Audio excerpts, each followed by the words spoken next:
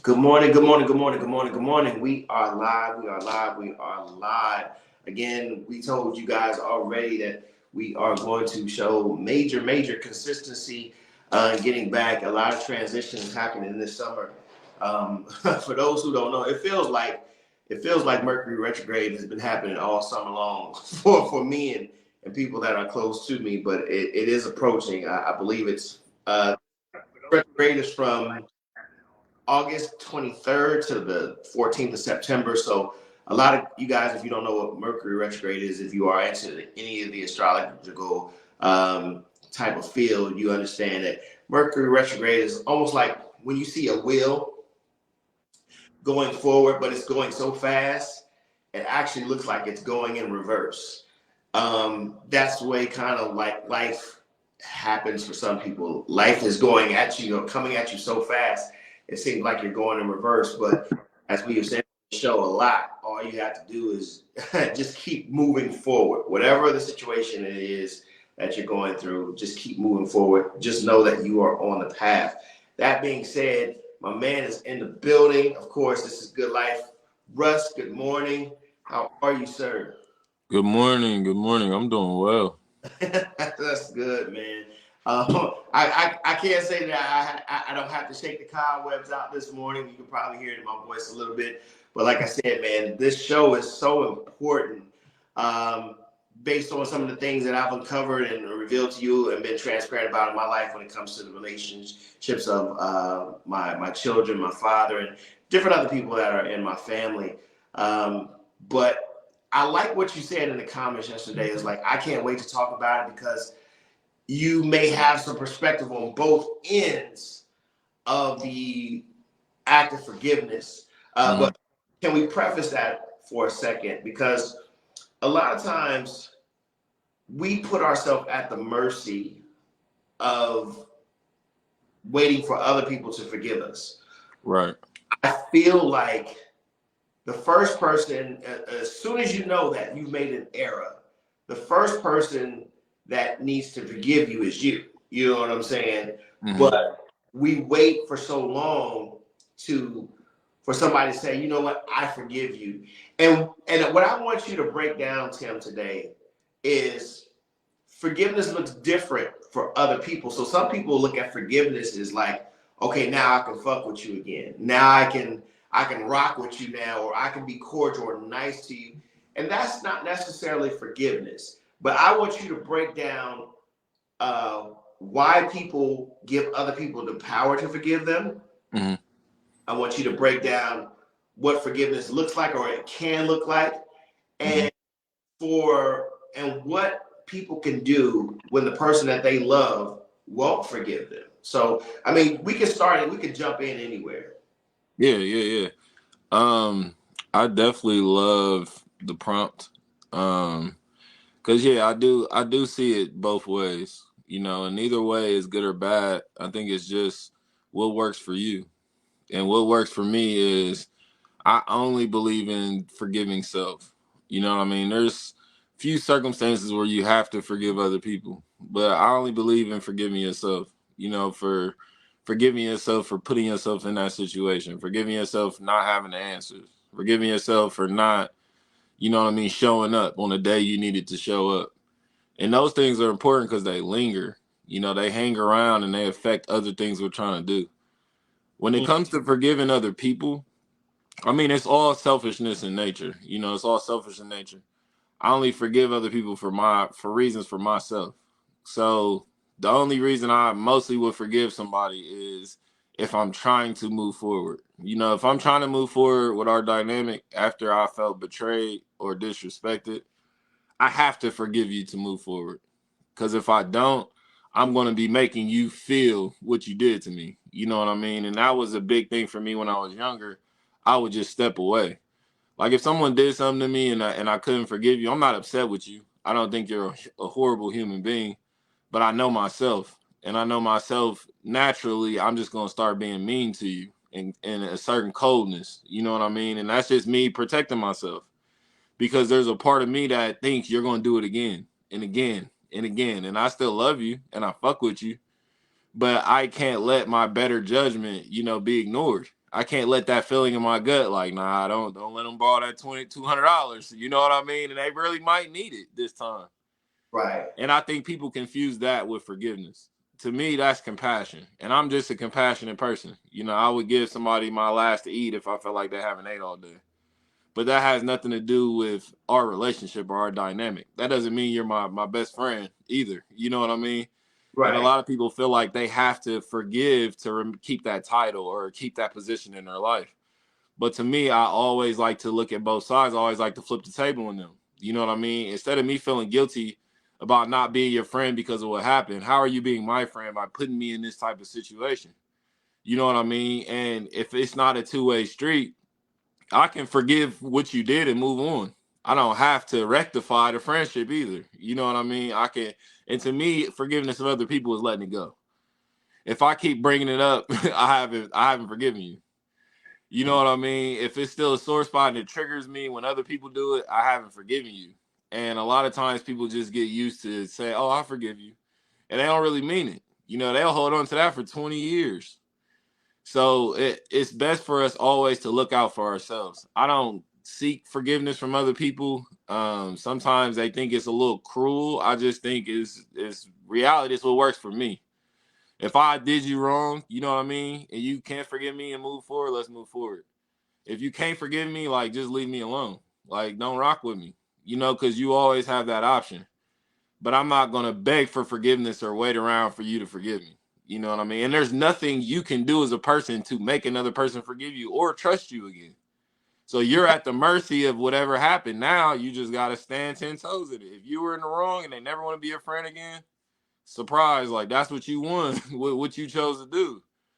You dig what I'm saying? So I think the higher message is if you don't want to have to forgive or be forgiven all the time, pay attention to how you live. Watch how you talk to people. Watch what you put out into the world.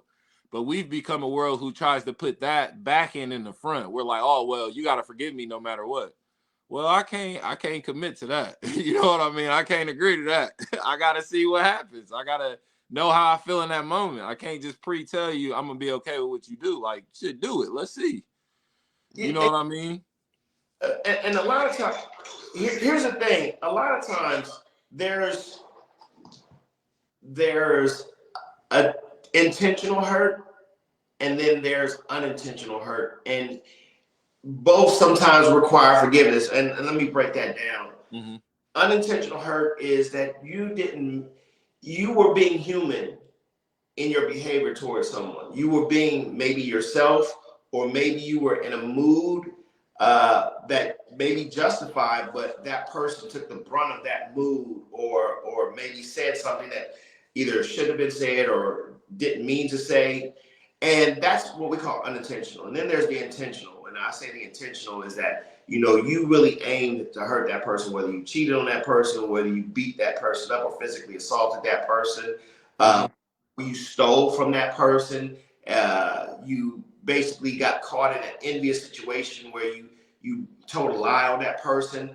These are the intentional hurts and when I say intentional, is people can always be dismissive about why they did something. I read something somewhere that says a lot of times when people wrong you, somehow in their mind they justify it.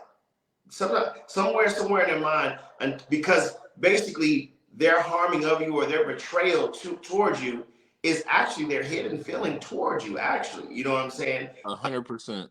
We repress so much when it comes to people, envy, hostility, things of that nature that I've really been learning. We repress a lot, but we wear these facades all day. Mm-hmm.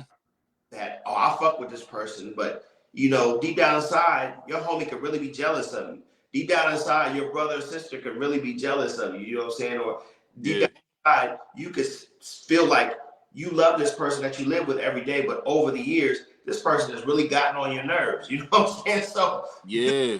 when people really harm people, they think, what I'm saying, oh, that's nothing, because and somewhere deep down in their mind, they feel like they deserved it. And that's why I'm saying is like Yeah.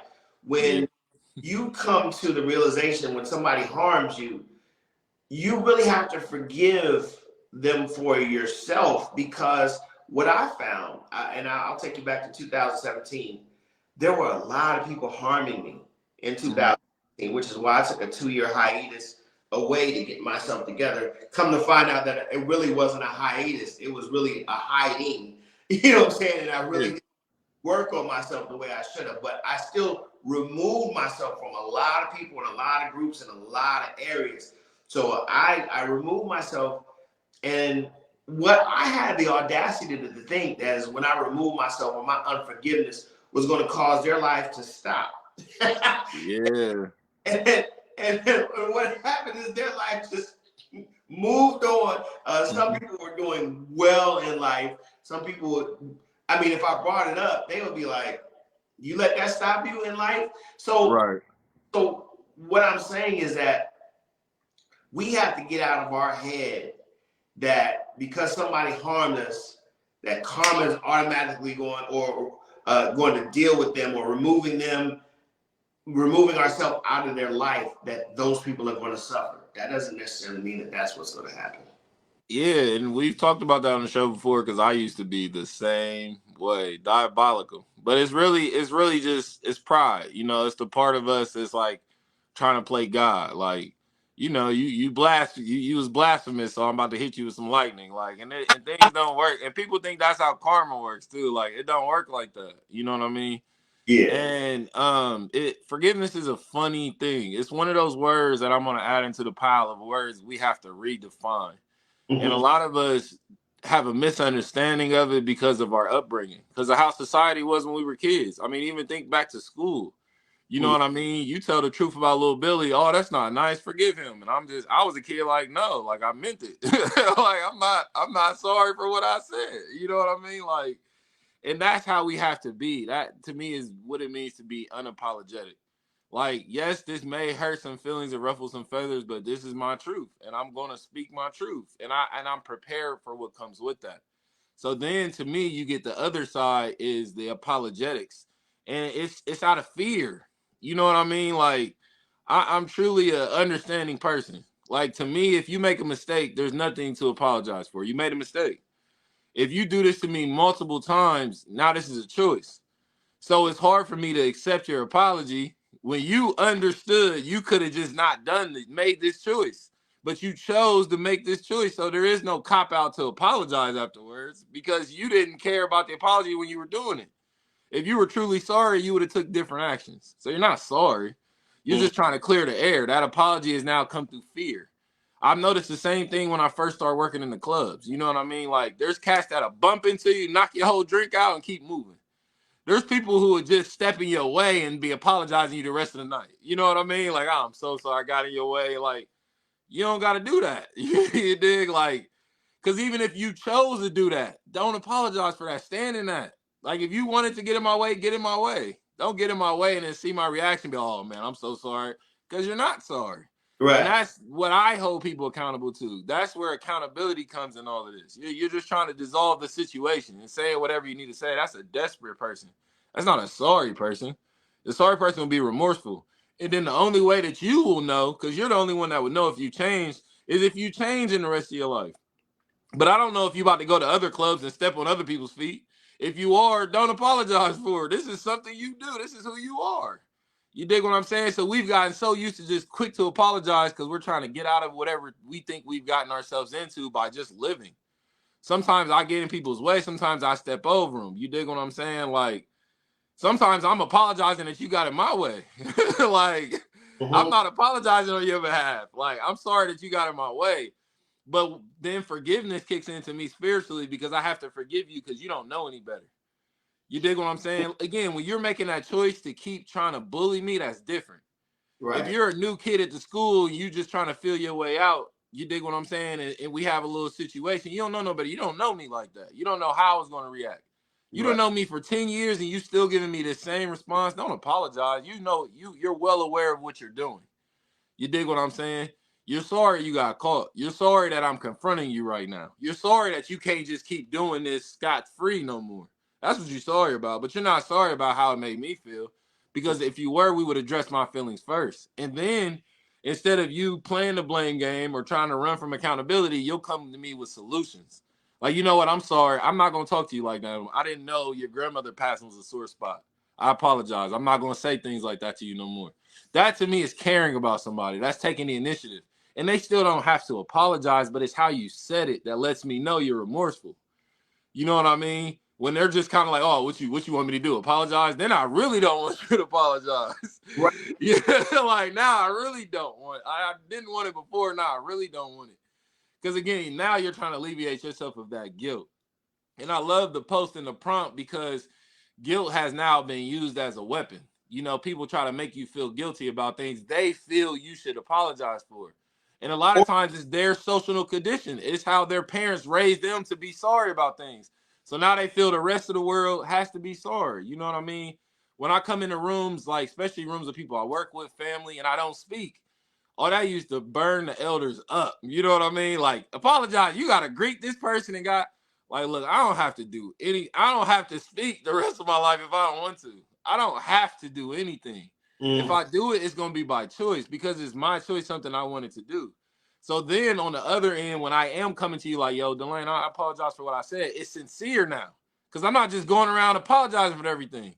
So you know I'm coming to you now. I mean that. Like, yo, I didn't know. That's the only time I'm apologizing to another person when I really didn't know any better. I apologize that I triggered you. I apologize that we had to meet under these circumstances. I apologize because you could be having a rough day and then that shit I said threw you off. And I like what you said a couple shows back. A lot of times we're apologetic to situations and people when basically it could be a situation where they may need to tighten up or their sensitivity is way high. When you can just be an aggressive person, but a lot of people, your aggressive personality may rub somebody the wrong way. Should you be apologetic because you're this way? You shouldn't have to apologize because this is the way I grew up. My life circumstances brought me to this point in my personality. And a lot of times, in order to be in someone's life or to soothe the room, we become apologetic. And that's not necessarily, that should happen. Do you agree? I agree 100%. Sometimes silence is the best answer, is the best response. Like sometimes there's nothing to say. You know what I mean? And that's the part all of us have to learn. I realized that when I lost my son. And a lot of older people, and I don't hold this against them because again, they didn't know any better. They didn't know me.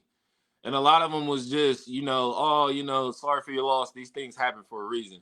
Like in those circumstances, you could have just said nothing. There was nothing to say. Right. And again, that's us always being in fear of not saying anything or missing the moment. So we gotta feel like we gotta say something, or we just gotta empathize or sympathize because there's two different types of apology. You know what I mean? Like sympathize means you understand why this is sad to them. Empathy is you can feel why this hurts them. You understand why it hurts them because you probably got hurt in a way like this. You dig what I'm saying? Yeah. So once we start gaining humility, then we can actually be apologetic. Because I apologize for things all the time. They're not things I've done. You know what I mean? But when the world's hard on somebody I love, I'll tell them I'm sorry for that, just so you can get that reaffirmation. Because nobody's going to tell you they're sorry for that. It may be something that happened to you a long time ago.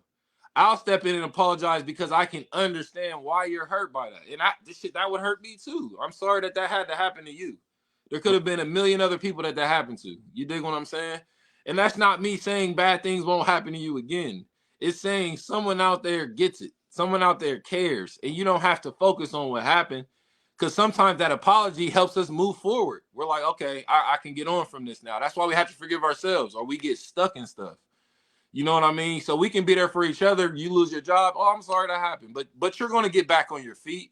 We're always ending it with a solution. We're always focused on where we're trying to go. In the beginning, if we have to be sorry and hug it out, cool. But that's not so we can wallow in that. That's so now we can get past, all right, you're hurt. We put a Band-Aid on it. What's next? You going to get back on the skateboard or you going to quit? Right. You dig what I'm saying? Like, and that's how that to me is the real love. It's holding each other accountable. But again, society has taught us it's the gift giving, it's the forgiveness, it's putting up with people's shit. That's not love. Like holding you to your best self is loving you.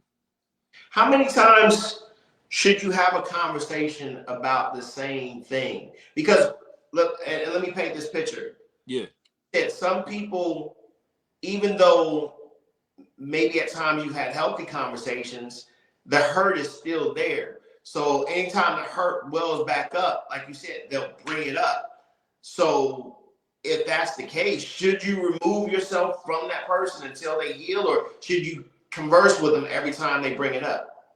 I wouldn't say you would remove yourself unless necessary, but firstly, you gotta set new boundaries. And that's sometimes where our relationships go dull. We get comfortable in those old boundaries, but we've outgrown them. You know what I mean? So you got to set new boundaries and yes, have that conversation. But to me personally, and this is in a perfect world, conversations should be had once.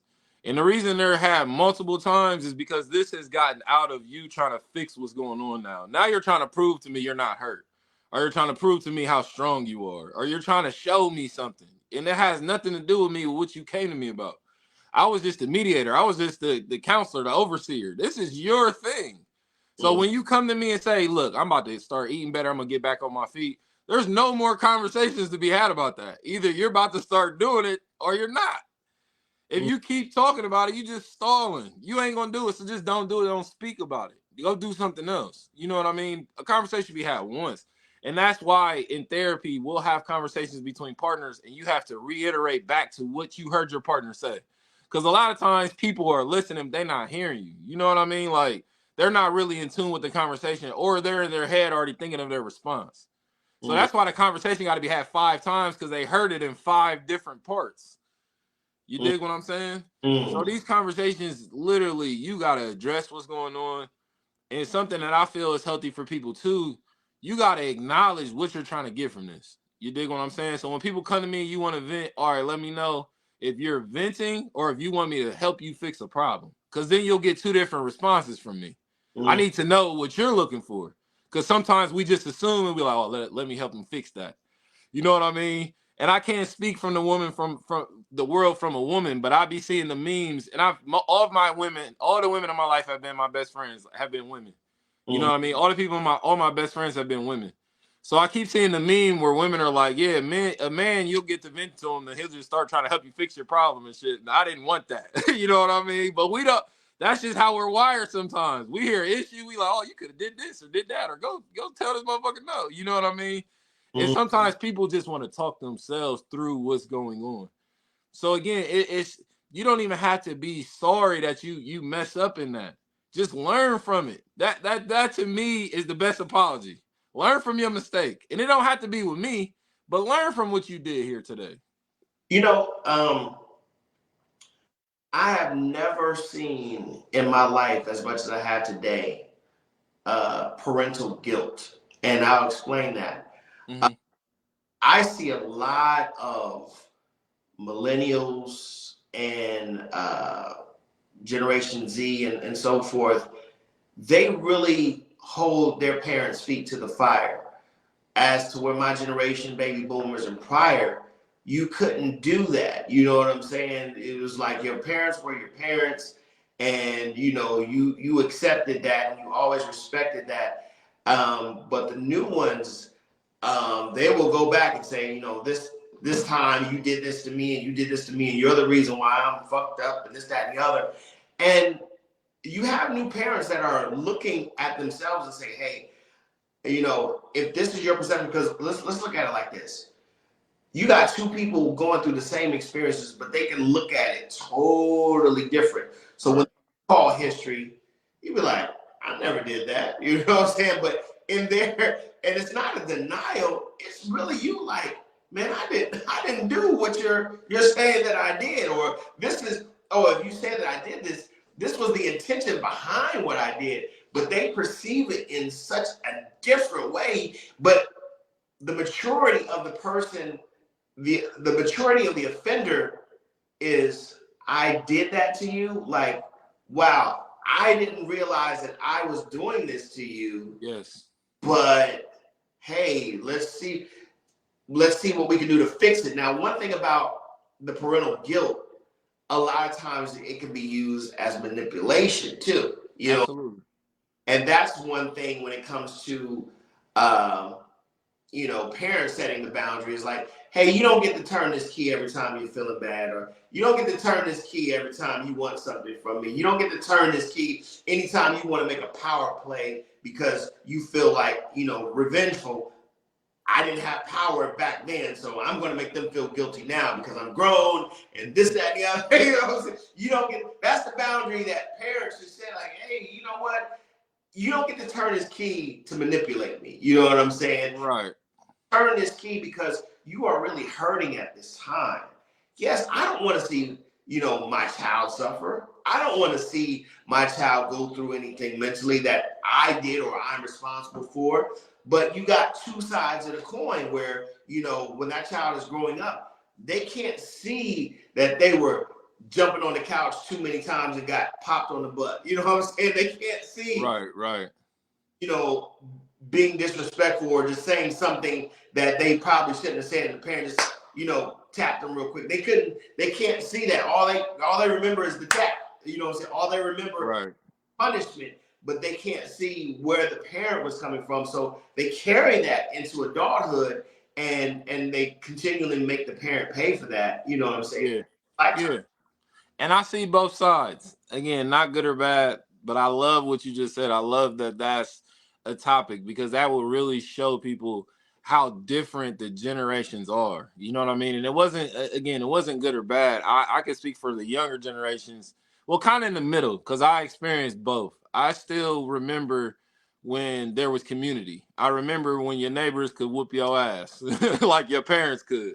Yeah. That was a different time. You dig what I'm saying? But on the flip side of that, it kind of hurt the homes from we didn't get exposed to a lot of people's parenting because you had Mr. and Mrs. Johnson who was in the neighborhood who made sure all the kids was in before dark, who took plates around and made sure all the kids ate. So you're not getting a depiction of each parent in each home now. It just seems like, oh, these kids are being raised. So this day and age, without that community, every parent's on the island. They're just looking at you and what you do for your kid and what you bring to the table and how much time you talk to them and your relationship with them. You dig what I'm saying? And yes, wholeheartedly, we don't remember everything that happened to us as a child. And that's not this fight that this new generation is having. You hit the nail on the head in the beginning. We just want accountability. You can't fix everything you've done to me. But don't play dumb about your role in my life either. You dig what I'm saying? And that's what our generation had to deal with. We tried to do things our parents' way. And then when it didn't work, they blamed us. Oh no. You have a say in my upbringing as well. You have a say in how much I felt loved. You have a say in how much I felt supported. You have a say in how much I felt you were actually present in my life. That does affect who I am today. That does affect the relationships I have. That does affect all those jobs I got fired from. That does affect me breaking the law. That absolutely. So it's hard to have a conversation with a person about forgiveness and they're not holding themselves accountable. Because all of this is about forgiveness. It's about letting go of the past. And, oh, my dad hurt me, so I hurt you. We get it. You dig what I'm saying? But now we have to reset the boundaries. So to your point, I agree. You can't beat a dead horse. I'm not going to keep beating somebody over the head with how I feel like they did me wrong. You feel what I'm saying? But also, we can't move forward if you don't understand how you did me wrong. If you don't understand why I feel the way I feel. I'm not asking you to make it right. I need you to understand why I said what I said. Because if you don't, there's a chance that I might not see nothing wrong one day in what you did. So now I'm doing it to my kid. And then we'll just keep going through that cycle and going through that cycle. And I had to clean up those messes as myself. I had to grow up one day. You know what I mean? I tell people this story all the time. Like at one point in time, when I first started getting my own apartments and stuff, I would not let the kids sit on the couch and play on the couch and shit. Didn't know why. Didn't have a reason. Didn't bother me. But it was hammered into. I grew up with older people when I was young. It was hammered into me. Hammered into all of these rules. Mm-hmm. So now I'm just giving my kids rules and I don't even know I'm giving them rules. And if they don't obey my rule, now they're in trouble. And I'm expecting them to be their best self. But I'm not going to work and being my best self. I'm not my best self in my relationships. I'm not my best self in my friendships. And I'm expecting them to do all these things that every day they have to see that I'm not doing. They're living in an unfair environment. And that's my fault. I'm allowing it to happen. I'm not the one that put it in place. And that's what people get wrapped up in. I didn't do it to you first. I didn't hurt you, but you're continuing the motion. You're allowing it to keep happening. So you're a part of the problem anymore as the first person that started it. because you could do something different. You dig what I'm saying? To me, that's the apology. When I'm coming to you saying I'm sorry, I'm already putting those actions in motion. I'm changing how I speak. I'm changing how I treat you. I'm changing my energy around you.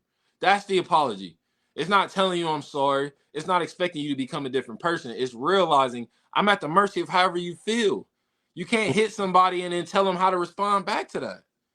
They My might want to shoot you. They might want to blow up your house. You can't get mad at that. You should have never hit them. That to me is universal law. You should have never. If you're worried about the consequences, don't put your hands on people.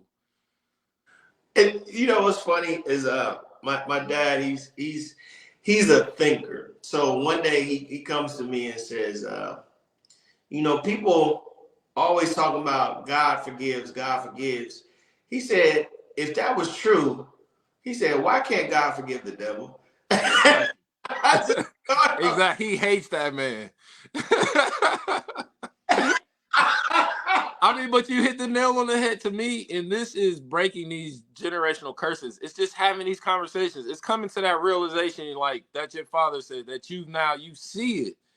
That's breaking a generational curse. It's also not sitting around calling our kids apologizing every 5 seconds for being human. I was a kid too. Ain't nobody apologized to me, and that's the truth. This isn't an argument with our kids. It's just a fact of truth, and people try to use that in arguments. Oh, you don't have it as hard as me. Good. They're not supposed to. Hey, how are you raising them? Do you want them to have it harder than you? Like, because if they don't, then you're doing good. That's a good thing. But we can't use that on the other end to spite them either and make them feel appreciative. Like they're going to find appreciation in their own ways. And the ways we help them get there sooner is by knowing them, because then we know what doors and what paths to tell them to take. And we're parents, we're dads. So along the lines, I'm going to give you some gems. I'm going to tell you, not I did this way. You dig what I'm saying? But I can't tell my kid what not to do and what to do. I can only support their decisions and educate them when I feel like you could have done this a different way. But our generation grew up in that. Well, you got to do it this way. You got to go get a college degree. You got to have a job. You got to have 2 to 3 kids. Like it was already, they tried to already plan out our lives for us. And we were watching them live in shambles. Like you couldn't get a control of your life and you're trying to plan mine out. That's something I can't forgive you for if my life goes wrong. But if you give me the keys and you allow me to go my own way, that's a different relationship me and you have. But if you tell me this is the way, and it takes me 30 years to find out this ain't the way, I'm gonna be upset. I'm that's not something I can just look over. You dig what I'm saying? Well, I think no, like you said, I'm gonna go back to what you said earlier. Nobody has to do anything. Right. When you allow people the opportunity to evolve, not only does grace come into play, but they really appreciate that who I was 5 years, 10 years ago is not the person that I am now. So when you bring these things up, I'm not saying I didn't hurt you or I intentionally hurted you, but understand that what you want me to pay for today, I'm not that person I was 5, 10 years ago. So you want me to pay for something that I myself have moved on from. And this is why I wrote what I wrote about the atonement and the punishment. People want the offender to hurt like they hurt. And that's not forgiveness at all. And honestly, I feel, in my opinion, it's destructive to the person that wants that for the offender. You know what I'm saying? It really blocks a lot of things in that person's life. I like what that man said. He said, man, people block their blessings by looking back and looking in the past. He said, I'm up here with it. Why? Because basically what I say creates emotion. My emotion creates the vibration. So if I'm constantly, referring to things that happened in the past, I'm going to keep that emotion there in the past and I'm not going to move forward. So a lot of times when we're waiting on karma to pay that person back. We're waiting for that punishment, or like you said, we're waiting for that person to understand and empathize. It's like you're shooting your own self in the foot by doing that. You know what I'm saying? When it comes to, our sibling rivalry, you know what I'm saying? Mom likes you better than me. Well, I can't help that. I'm just living my life. I'm just doing what I knew how to do. And the way that my parents treated me based off, I like what I know I'm jumping all over the place, but I like the lady when she said there's 3 types of kids. The kids that are the achievers and the accolades. It's the kid that is always trying to find his way, or the pleaser. and it's the one that's going to act out because it's like basically I'm not either of the two, so I'm going to get my love this type of way. You know what I'm saying? Well, guess what? The parents are going to treat you according to, you know, how that child is receiving love. So if you got the kid that's always pleasing, of course the parents are going to cater to that because this is not my problem child. This is the child with good grades all the time. This is the child, you know, so therefore this child is always getting praised, right? So the middle child is like, well, I'm Jermaine Jackson. I'm equally as talented. You know what I'm saying? Why is my brother getting all this praise or whatever? So, you know, I'm going to cry about it. I'm going to, you know what I'm saying? And then you got Randy Jackson says, well, fuck all y'all. I'm not Mike or anybody. I'm going to be the rebel. I'm going to be the thug out of the family and act out. You know what I'm saying? I'm going to do a bunch of drugs. And, you know what I'm saying? I'm going to have my parents shaking their head like, boy, this child. You know what I'm saying? So during that time, it's a resentment. And it's like, man, this is build up. Like, you really have hostility towards me. And we hurting each other when all actuality people are just having a human experience. Yeah, and it's the problem is it's one sided. You know what I mean? And that's why I feel like we're a weird generation. Like when we were young, I remember it was this push like, basically parents did no wrong. And now that we're parents, it's like we do no right. You know what I mean? It's like the kids are always right and we're always wrong. Like I feel like it switched at some point. I'm not sure when. Yeah. And I get what you're saying wholeheartedly, like, but a lot of times that's one-sided. And the reason I say that is because the only unconditional love I believe in is between a parent and a child. And I don't believe a lot of these parents love their kids unconditionally. I believe there's hella conditions that's attached to that love. And no kid can survive in that. Because just like you know, we're understanding the mind of a kid. Like you said, they don't fully even know or remember what's going on. And in my experiences of dealing with people, it's most of the time that the kid who was the hardest one and got yelled at the most turned out the best. And the kid who was the overachiever and got the grades usually didn't get that much attention, or they didn't get the yelling, they didn't get the overcorrecting, which kids need that. And then the rebel kid was just on their own. They had to grow up the fastest because they really wasn't getting much. And when they did get it, they didn't receive it. They didn't take it. They just left it there. You dig what I'm saying? Right. So a lot of times what we're looking at as punishment is what's best for us and what we need. And that unconditional love is saying, I have to be held accountable for everything I've done. And that's hard. You know, that's hard. It's a hard pill to swallow. But to me, that's what makes you an adult versus a child. I have no say in things I did 9 years ago. I'm at the mercy of it. And this is what I explain to these young men now, like, as far as making sure you know the person you having a child with and pay attention to make sure you're ready when it's time for you to actually have a child. You know what I mean? Because like a lot of people know with one of my kids, I got one of my daughters when she was 9. So our relationship's been rocky. We've been building a relationship, but I have to accept the fact that of the role I played in that. And the acceptance is if she just wakes up like, look, yeah, I can't forgive you for what you've done. I don't want a relationship with you. I have to accept that. I can't be mad at her for that. I can't make her pay for that. I can't do any of those things. And on the flip side, when she is in my life, I'm not the type of parent who's going to buy your forgiveness.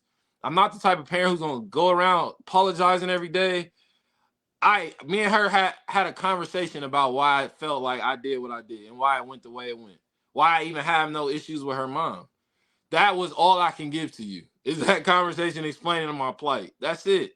But I can't tap dance around every day trying to make you feel better about what happened or where we are. We got today, though, to start building that relationship. You dig what I'm saying? But I can't focus on 2 years ago. Like you said, I can't be sorry for who I was 5 years ago. I don't even remember all the thoughts I had and everything I had going on 5 years ago. You're right. Or why? So if I got to accept you for who you are, you have to accept me for who I am today, not the version of me that's most comfortable of you dealing with. That's why, you know, when it comes to that song, I love that song, Miss Jackson by Outkast. He's like, you know, being apologetic to Miss Jackson, but at the end of the day, he's saying we're all delusional. He said we're all delusional about this relationship. He said, me and your daughter got a special thing going on. You say it's puppy love, but we say it's full grown. Talk about perspectives. Right. We feel this. feel this way forever. You can plan a pretty picnic, but you can't predict the weather. That was bars. Yeah. Poetry in motion. That was bars. You Yeah. know, because it says, and then Drake says, he says, in Hey Y'all, he says, if what we say is nothing is forever, then what makes love the exception? You Yeah. know? Dre really understood that we live in a conditional world that people try to condition our mind. And Andre 3000 was like, man, if nothing is forever, what makes love any different? You can feel this way one day, and like you said, Tim, feel completely different the next. But because that person had a change of heart or a change of direction in life, we want that person to pay. Like, you wasted my time, or you know, Yeah. no, we either no longer want the same things, or I've evolved and you did not, or basically maybe it's not a pattern, it's not a matter of evolution, but there's just constantly friction. You know what I'm saying? Yeah. Yeah. Nobody's wrong or right. It's just the fact that we put love in this category, like you're supposed to get everything right. And that type of pressure, like you said, is conditional. Yeah. And what causes the hurt. This is what causes you did this to me. And when that person is just like, I'm just human. You know what I'm saying? Yeah.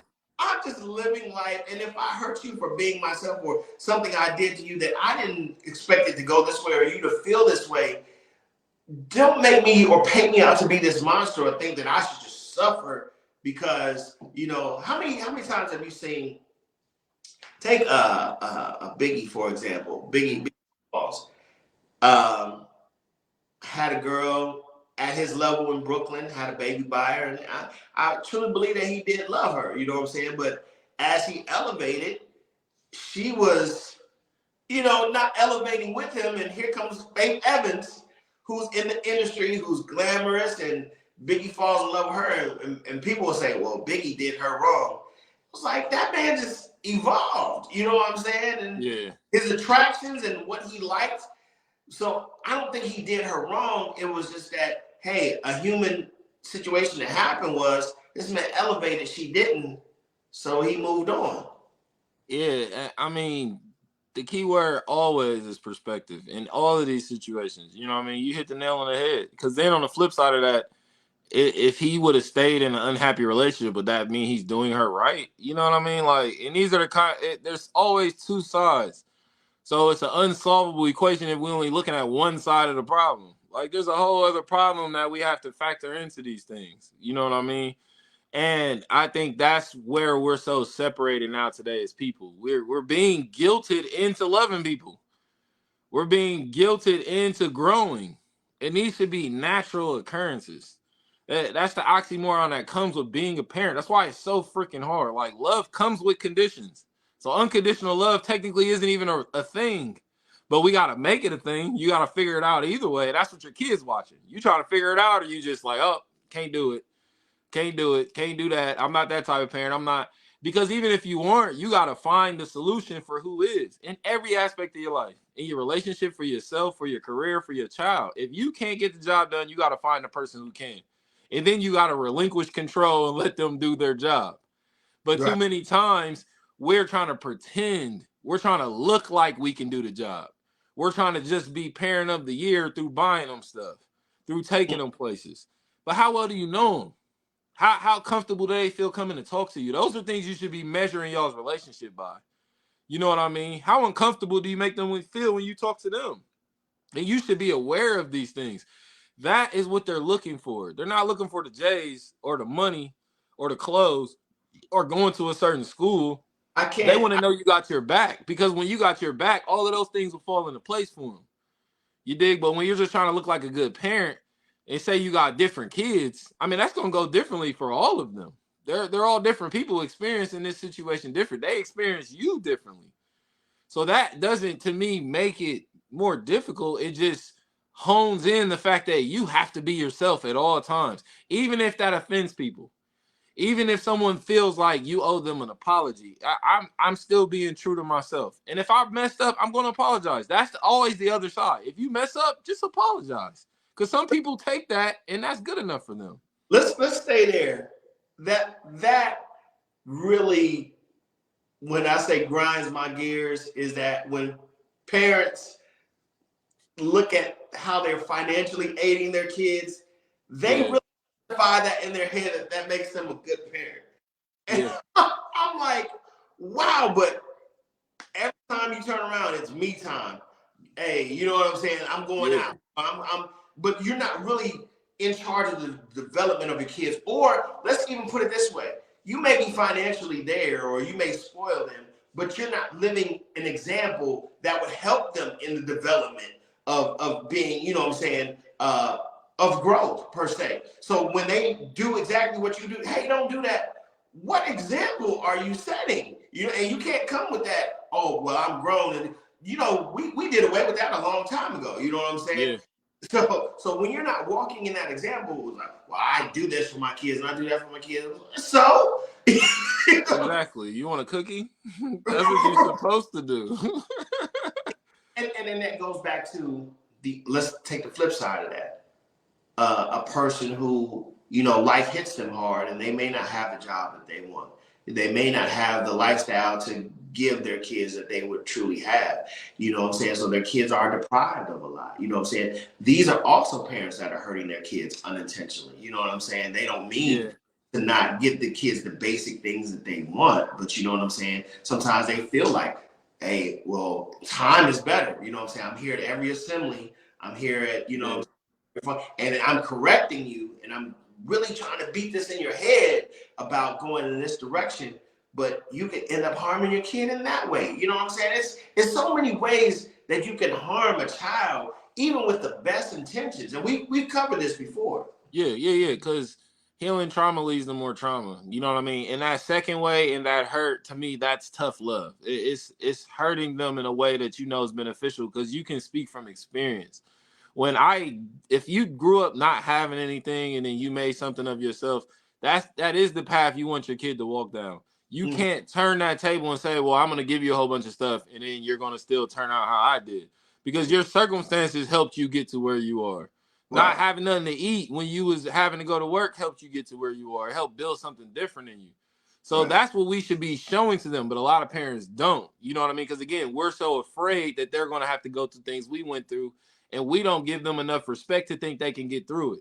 See, these are conversations we don't have because that relationship wasn't built.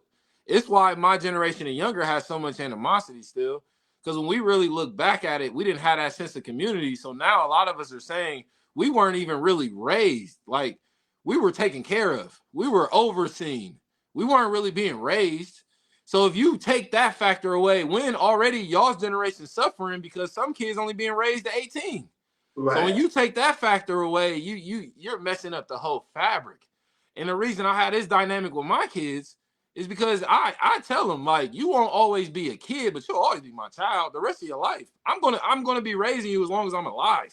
You don't have to worry about that, about 18 or when you get married or when you move out. I'm gonna be raising you the rest of your life.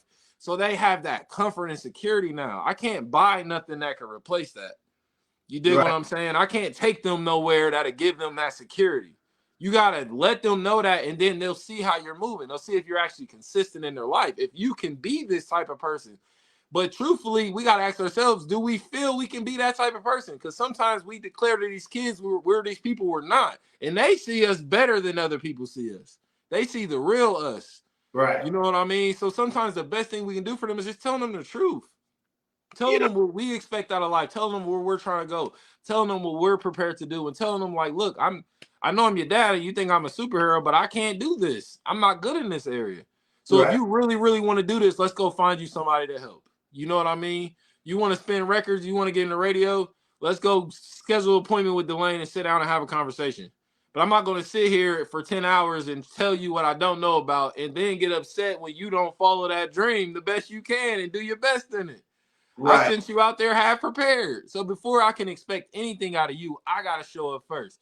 When we get back to living like that inside the home, we won't have no issue with these kids. We have an issue right now because they're crying out for help and it keeps getting dumbed down and silenced and depressed, or somebody trying to tell them, oh, no, you're just hungry. You're just sleepy. Like, no, like, let's start hearing them out. Let's start hearing out They don't want the apology. They want the presence. You dig what I'm saying? They want you to just be there. They understand you mess up. They mess up too. They're not mad at you for that.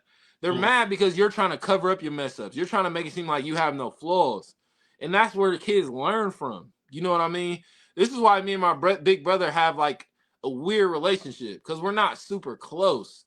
But I have so much love for him because I learned so much by watching him bump his head. Like, he had to go through a lot of things I never had to go through because I was learning watching him do it.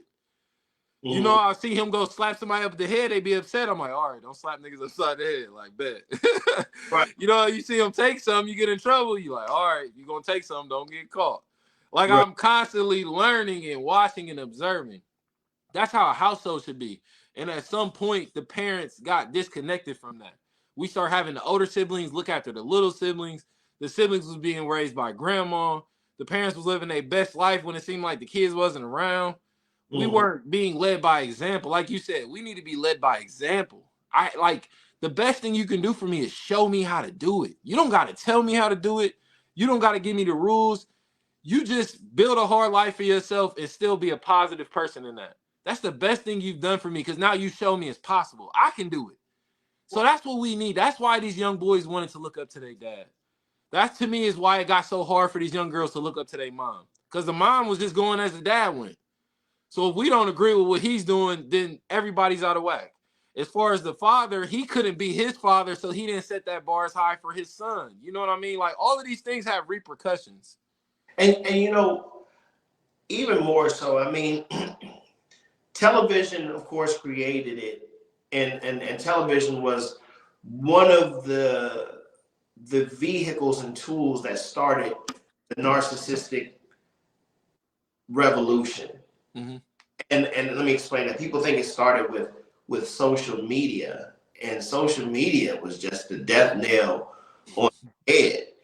It started with media in general. And this is why we always have to say, like, you have to be careful what you intake, what you put in your system. You don't need to just diet from food, but diet what you watch, what you read, what you put into your system.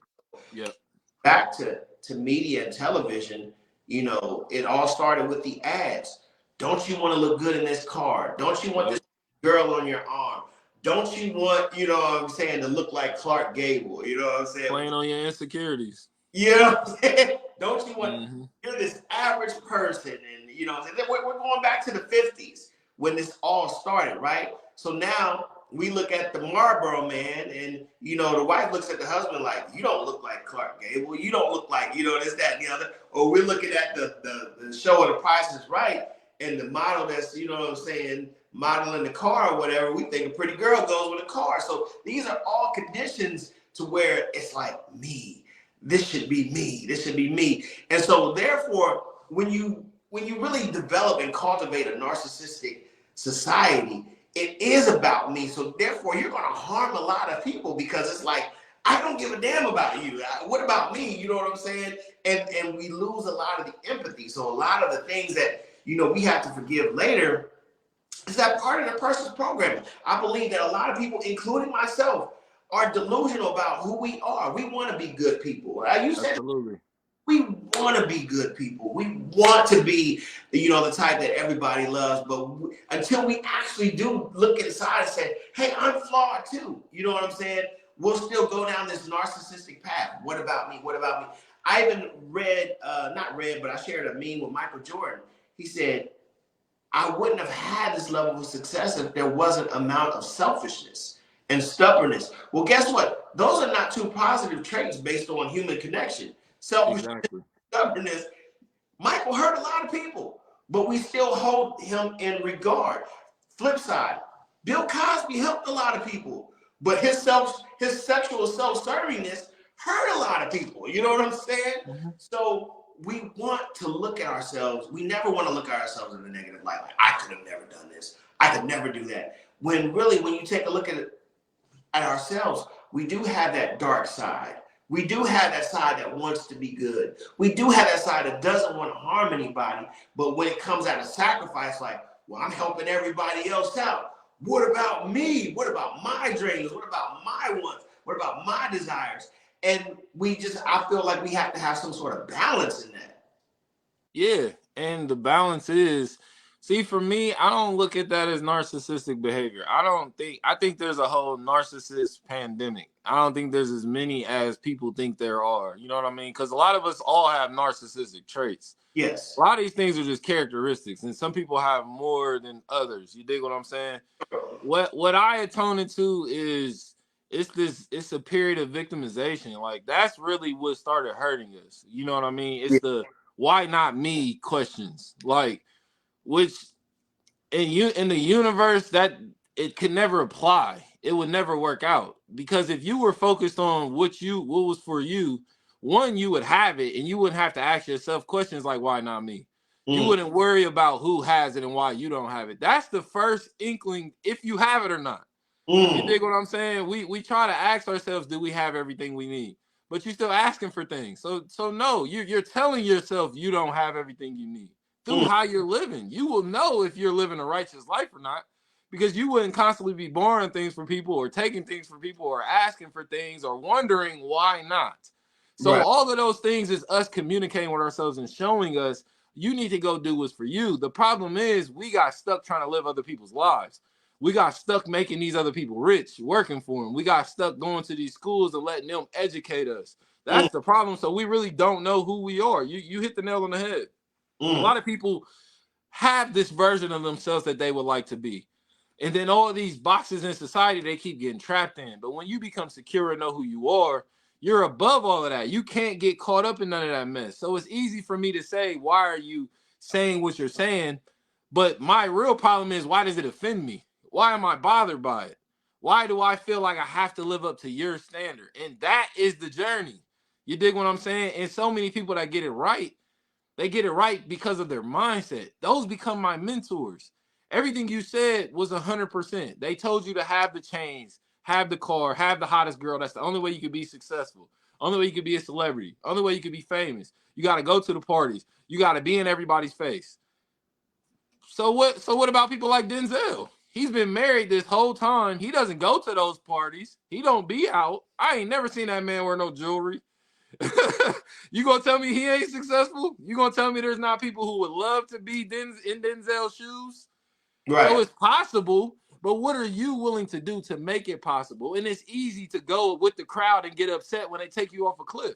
Why are you following them? That should be the question you're asking yourself, not why do I not have what they have? Why is their relationship seem so much better than mine? Why does their wife seem prettier than mine? You worried about the wrong things. That's why you have what you have. Because randomly throughout your life, you probably worried about the wrong things. You worry about things that you don't even know if that's making them happy or not. It just seems like it is. The commercial with them driving that fast car, they leasing that. That's the company's car. They don't own that. They Right. just came and put an actor in the car and shot the film. So when you start understanding how things work, they can't affect you. But as long as you don't educate yourself, you're going to trip over every little thing that's said. You're going to trip over every little single ad. I think media was one of the best things that ever happened to us. Mm-hmm. Media gave me perspective. I was one of those kids. I was a sitcom baby. I grew up watching sitcoms. That was some of the best television at the time. Uh-huh. These new age sitcoms can't touch back in the day. Right, right. Family Matters and Fresh Prince, talking about that era. Even before that, Different Strokes, that era. We'll talk there to the 90s. Sitcoms was so important for us because it gave us perspective. Right. It showed me how comical the world actually is. What started becoming one of my superpowers. Instead of getting sad about what's happening in the world, I would just laugh it off. But it was ironic to me. I could sit and watch TV all day about families who ate dinner together, and my family didn't even eat dinner together. Man, It was the irony for me that it made me laugh after a while. I was like, damn, this is crazy. man, if it wasn't, and I'm gonna go on record and say this, man, seriously. Hip hop and the Cosby Show saved my life.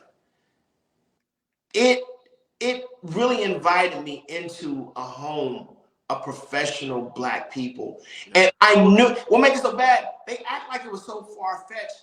And it was like, well, black people weren't living like that in the 80s. No, some of you weren't living like that in the 80s. If you grew up in the hood, which the majority of us did, no, of course you weren't. But I had professional black people in my family that was living like that. My grandmother worked for a family that was actually living like that. Everybody went to college, everybody was polished. You know what I'm saying? They had nice homes and things of that, brownstones or brick houses if you lived in Bronzeville. These were families who had it going on. So based on me being exposed to it in real life, I wanted that for myself. And I could go inside the Cosby Show's living room every Thursday and be like, yep, I'm right there with you, Bill, because this is what I want for my life. You know what I'm saying? But you had so many people that was like, that's not a realistic look at black people. Like, why can't it be? You know what I'm saying? Yeah. It's the harder path. And it's not the harder path because of the money. It's not the harder path because of the status. It's the harder path because now you have to live in accountability. This is what I meant before about we weren't being raised. And the reason I say that is because it pride has to play a part in some of your life, especially as a man. Mm-hmm. So for me, I can't tell my kids to go make the best of themselves and I'm not making the best of myself. I can't tell them go be successful, have all this money, and I'm not doing it. So that pride is what started hurting us because we wanted to be good parents, but we understood you got to be a good person first. You know what I mean? You can't tell your kids to be nice and respect their elders, and they listen to you talk to your parents like shit. Like that's not gonna work out. You got to set that example you want to proceed. So when we started getting those type of dads, like the Cosbys, that's one, like you said, that's one dad. Because you can go to a whole nother show now where the dad worked 3 jobs and struggling, but he's still in the household correcting and editing and parenting. Sit Yeah. straight up. Don't slouch. Don't chew with your mouth open. That to me is parenting. And it seems aggressive to someone who's not used to being addressed. But Right. again, I grew up with older people. They're going to correct everything you do. I got addressed every which way. And I hated it as a kid. But I grew up and realized it turned me into a gentleman. Now I can sit to one of my elders and really listen to them without getting my feelings into what they're saying. I can separate myself from it. We can have a conversation like human beings. Now I'm going to help the old lady cross the street just cause. You didn't like just cause. So it starts to put things into you might use later. And to me, those are usually the best things. And a lot of times we get caught up in the parenting trying to correct our child in the moment. And it's because we ain't been saying this for 10 years. And that makes it harder. If you really want something to change, you got to be that change. You want them to start doing your chores, you do your chores. What? I really want to be transparent in this next part. And Mm-hmm. I need your help, Tim, because in this last month, and I had a great conversation with my brother Alfonso. Shout out to Alfonso Grant. Me and him, we definitely worked some shit out over my birthday. You know, me and my father, we definitely worked some shit out over my birthday. So shout out to both of them. But Nice. let me take my time when I paint this picture because I really need your insight. You have great insight on things. I with forces that said that you're a monster. You're a monster because people don't know the real you. You know, okay, I get it. Now, when I look at myself on the whole, I was like, man, I was a father that was there. I was a father that was, present until I wasn't. You know what I'm saying? Until, the dissolution of my marriage and my kids grew up being, this, that, and the other, but still, being there. Being that I used to pride myself on the type of person of being a faithful person, not cheating on a person or giving a woman or trying to love a woman, even a difficult woman, you know what I'm saying, or a toxic woman or what have you. And I always wanted to paint my traits and characteristics of myself as a good person. But I was always wondering, why am I leaving a trail of people that don't think this, about me? And they're painting, and I wouldn't even say painting a picture of me. This is their truth about me. That Mm-hmm. you're a horrible person that people don't even know about. You're this and you're that. And I'm like, wow, you really think that about me? And then that's why, Tim, and hear me out. I had to take my narcissistic hat completely off.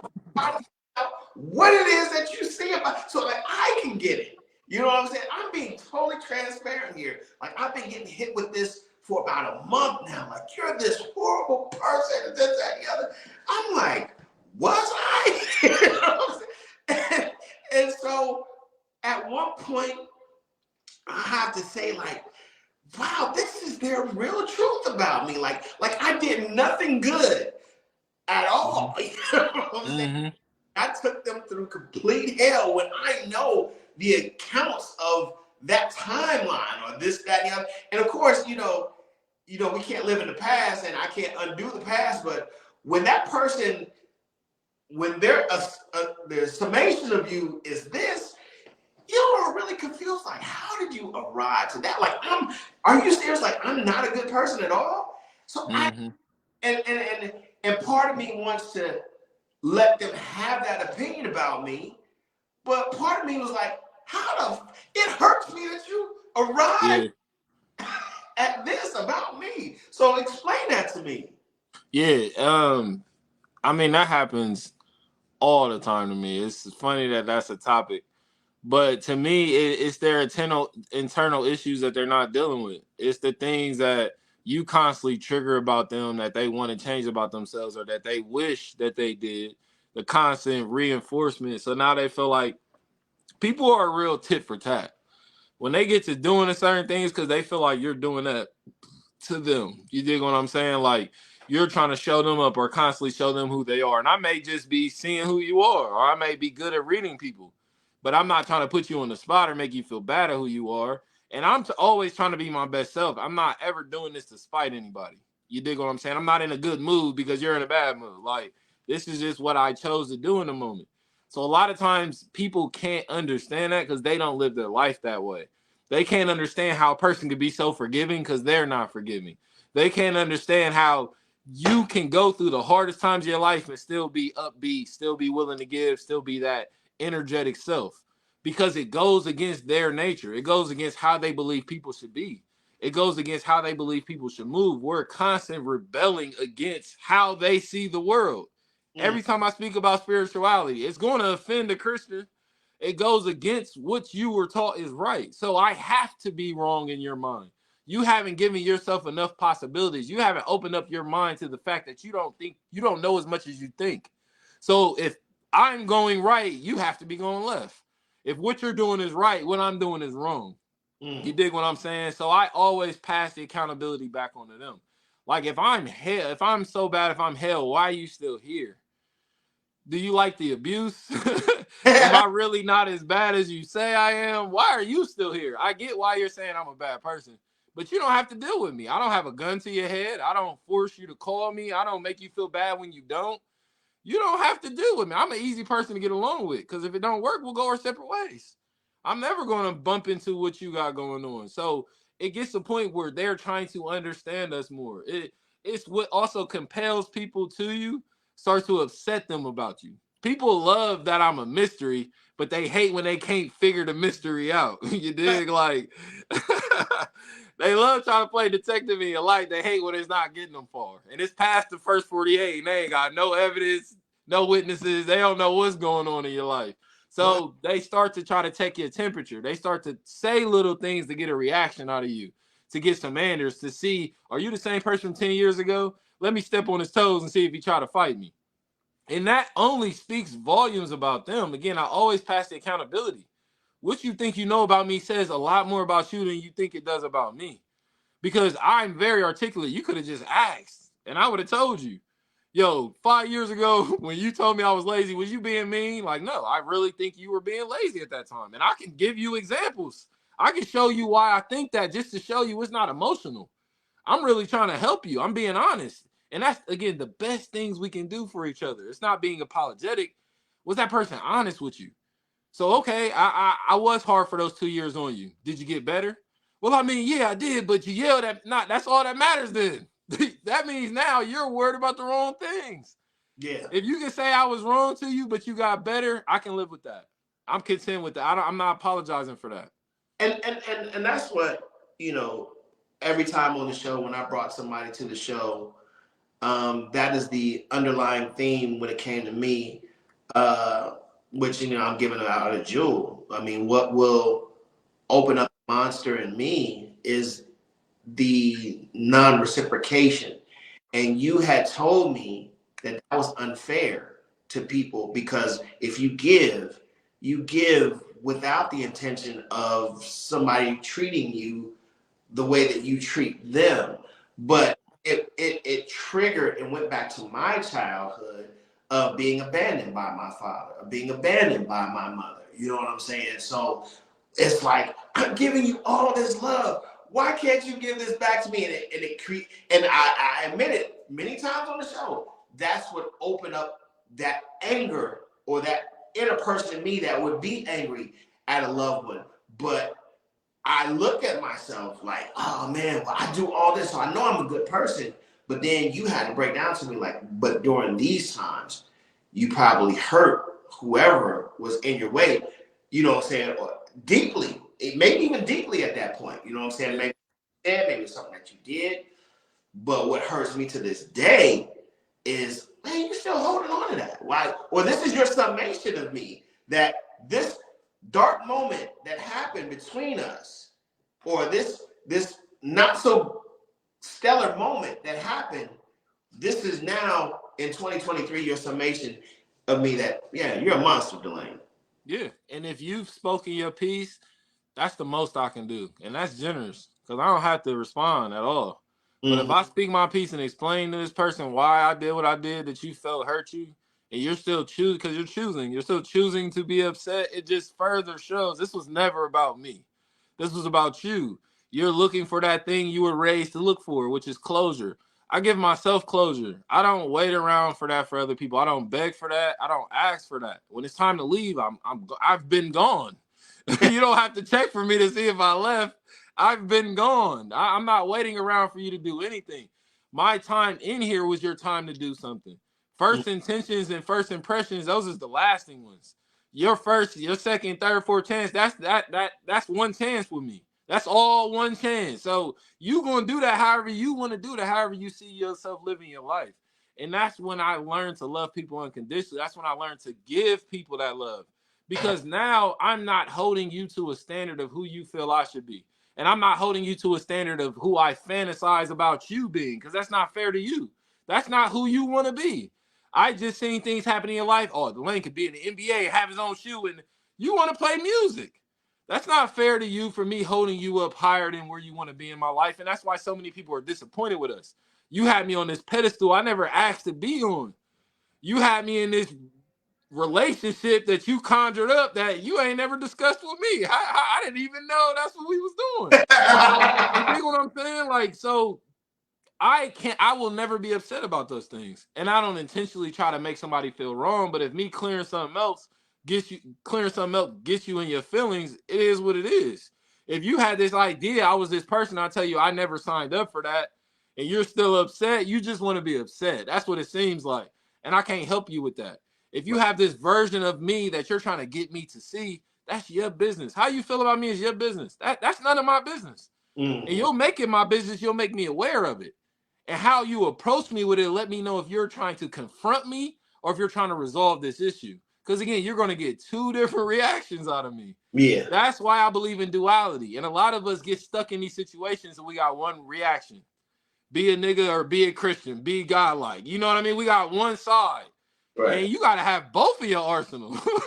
You got to know when to walk away and you got to know when to address the motherfucker. But you can't get caught up in all these things because then the reason I said to you what I said, because it becomes a form of manipulation. I'm Yeah. trying to love you into being a certain person. I'm trying to pay your bills so then you do all of this for me. I'm Mm. fighting every guy you that come across you because I got to send this kind of message. It's manipulation. That's not me being here for you. Me being here for you is asking you, yo, what's best for you? How do you like being talked to? What do you want to do moving forward? And telling them the hard truth that there is no ties to anything. We create all those illusions in my head. If I become the problem, get rid of me. I'm going to encourage you to move on from me. If Mm. you can't live with me anymore, I'm going to encourage you to go find what's better for you. You dig what I'm saying? So for me now, my journey is not making sure you don't leave. My journey is not giving you a reason to leave. My journey is becoming a person that you wouldn't want to leave. But even then, sometimes people leave. It just goes to show we can't control that. I have no control over that. So I'm here to accept what comes my way. I'm here to attract the people that are attracted me, and I'm here to work with the people that are ready to work with me. That's what I had to grow up and realize. I try to pick my friends. I try to pick my colleagues. I try to pick my relationship. And those things are already decided by the type of person you decide to be. There's another person compatible for you in that arena. But when you have these friends that where you got to pretend to be this person, that relationship ain't going to attract to you. When you hanging out with the wrong crowd trying to be this person, them bosses and CEOs ain't going to want to hire you. They've seen you already. They've heard you talk. They don't want that type of energy in here. Right. And you're upset because you know that's not even you. You pretending to be somebody else, missing out on all these blessings. Right. So to me, my people are the people that accept me for me. When I'm being an asshole today, they're, oh, that's just him.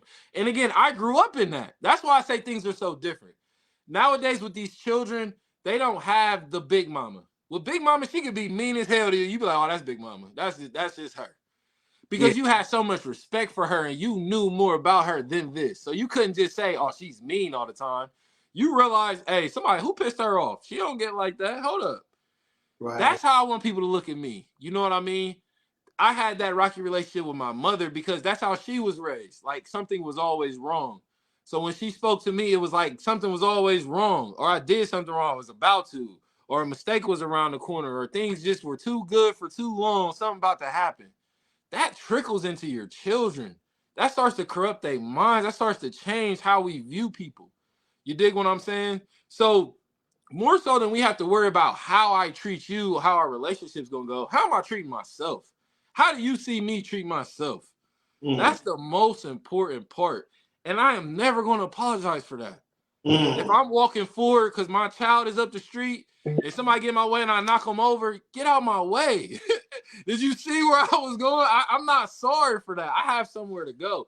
And if I stop at every little thing somebody call me or every little thing somebody say or being called out my name or not getting my way, I would never get anywhere in life. I would never get anything done.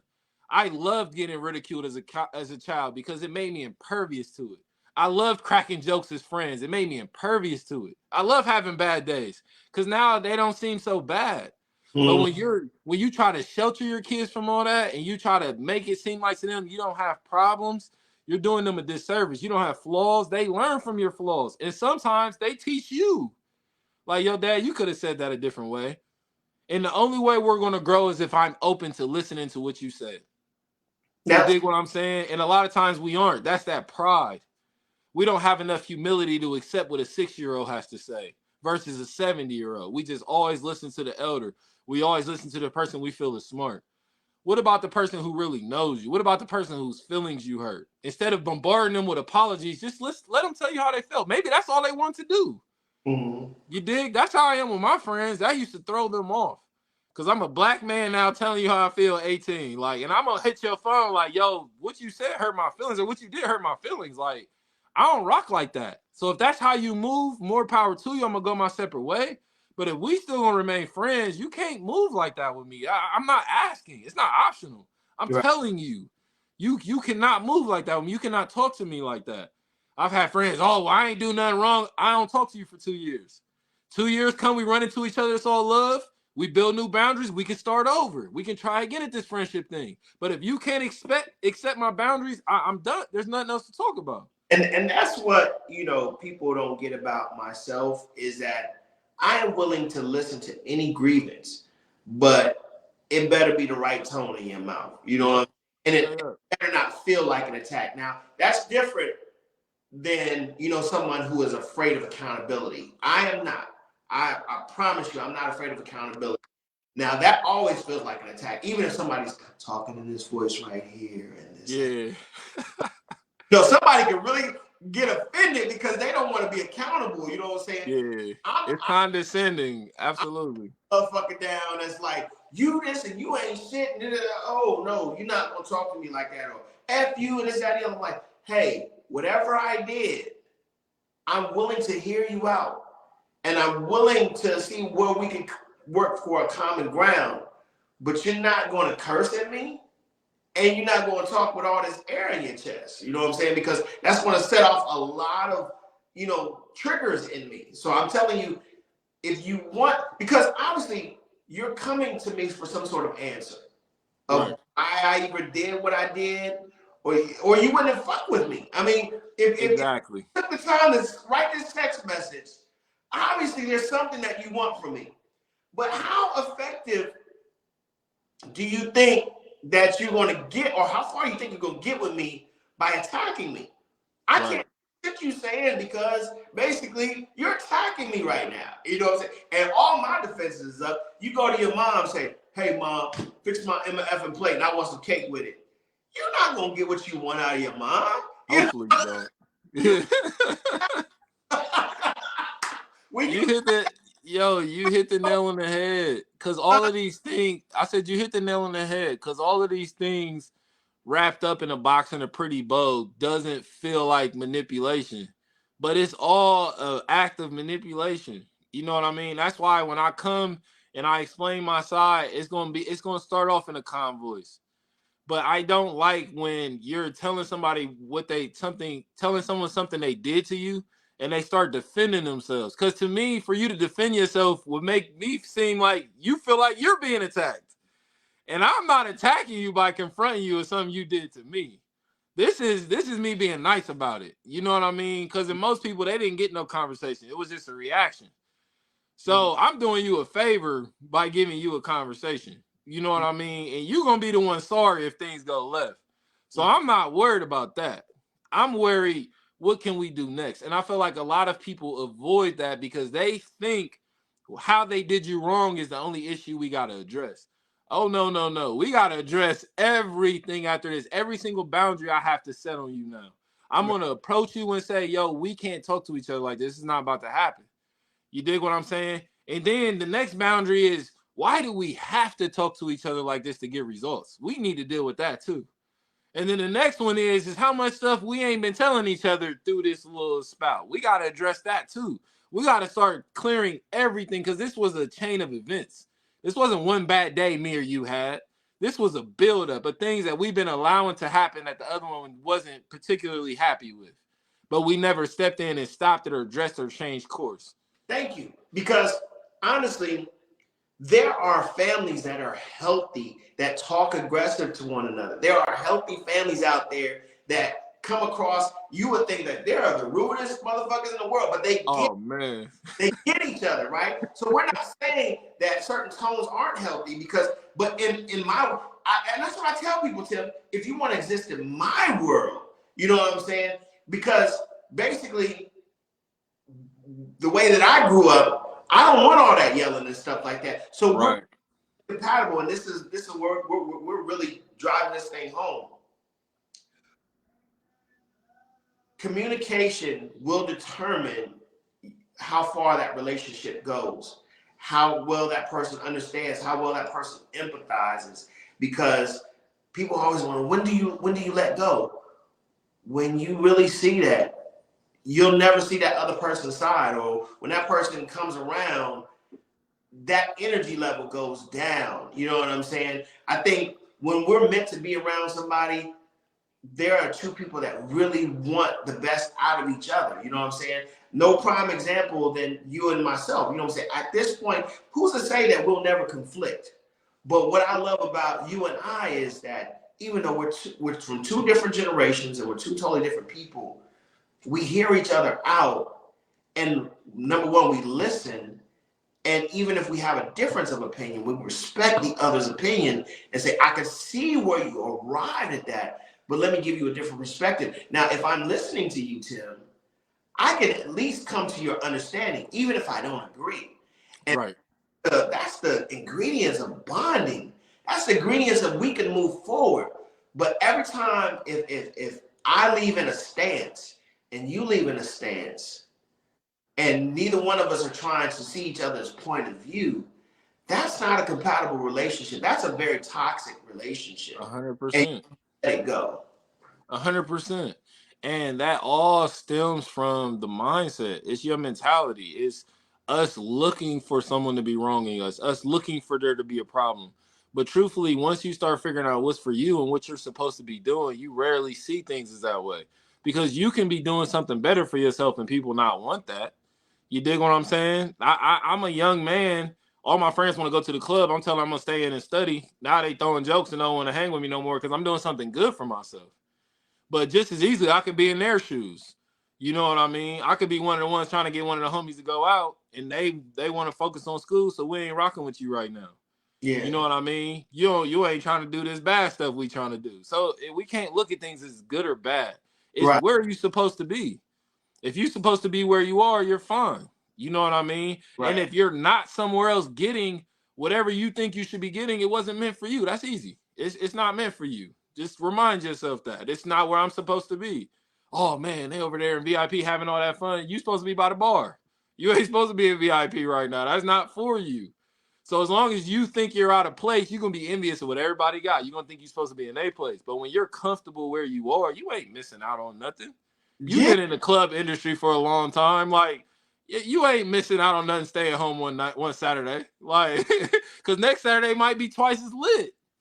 You know I what I mean? So you can't you gotta be open to the possibility that everything's fine and where I'm supposed to be is the best place for me right now.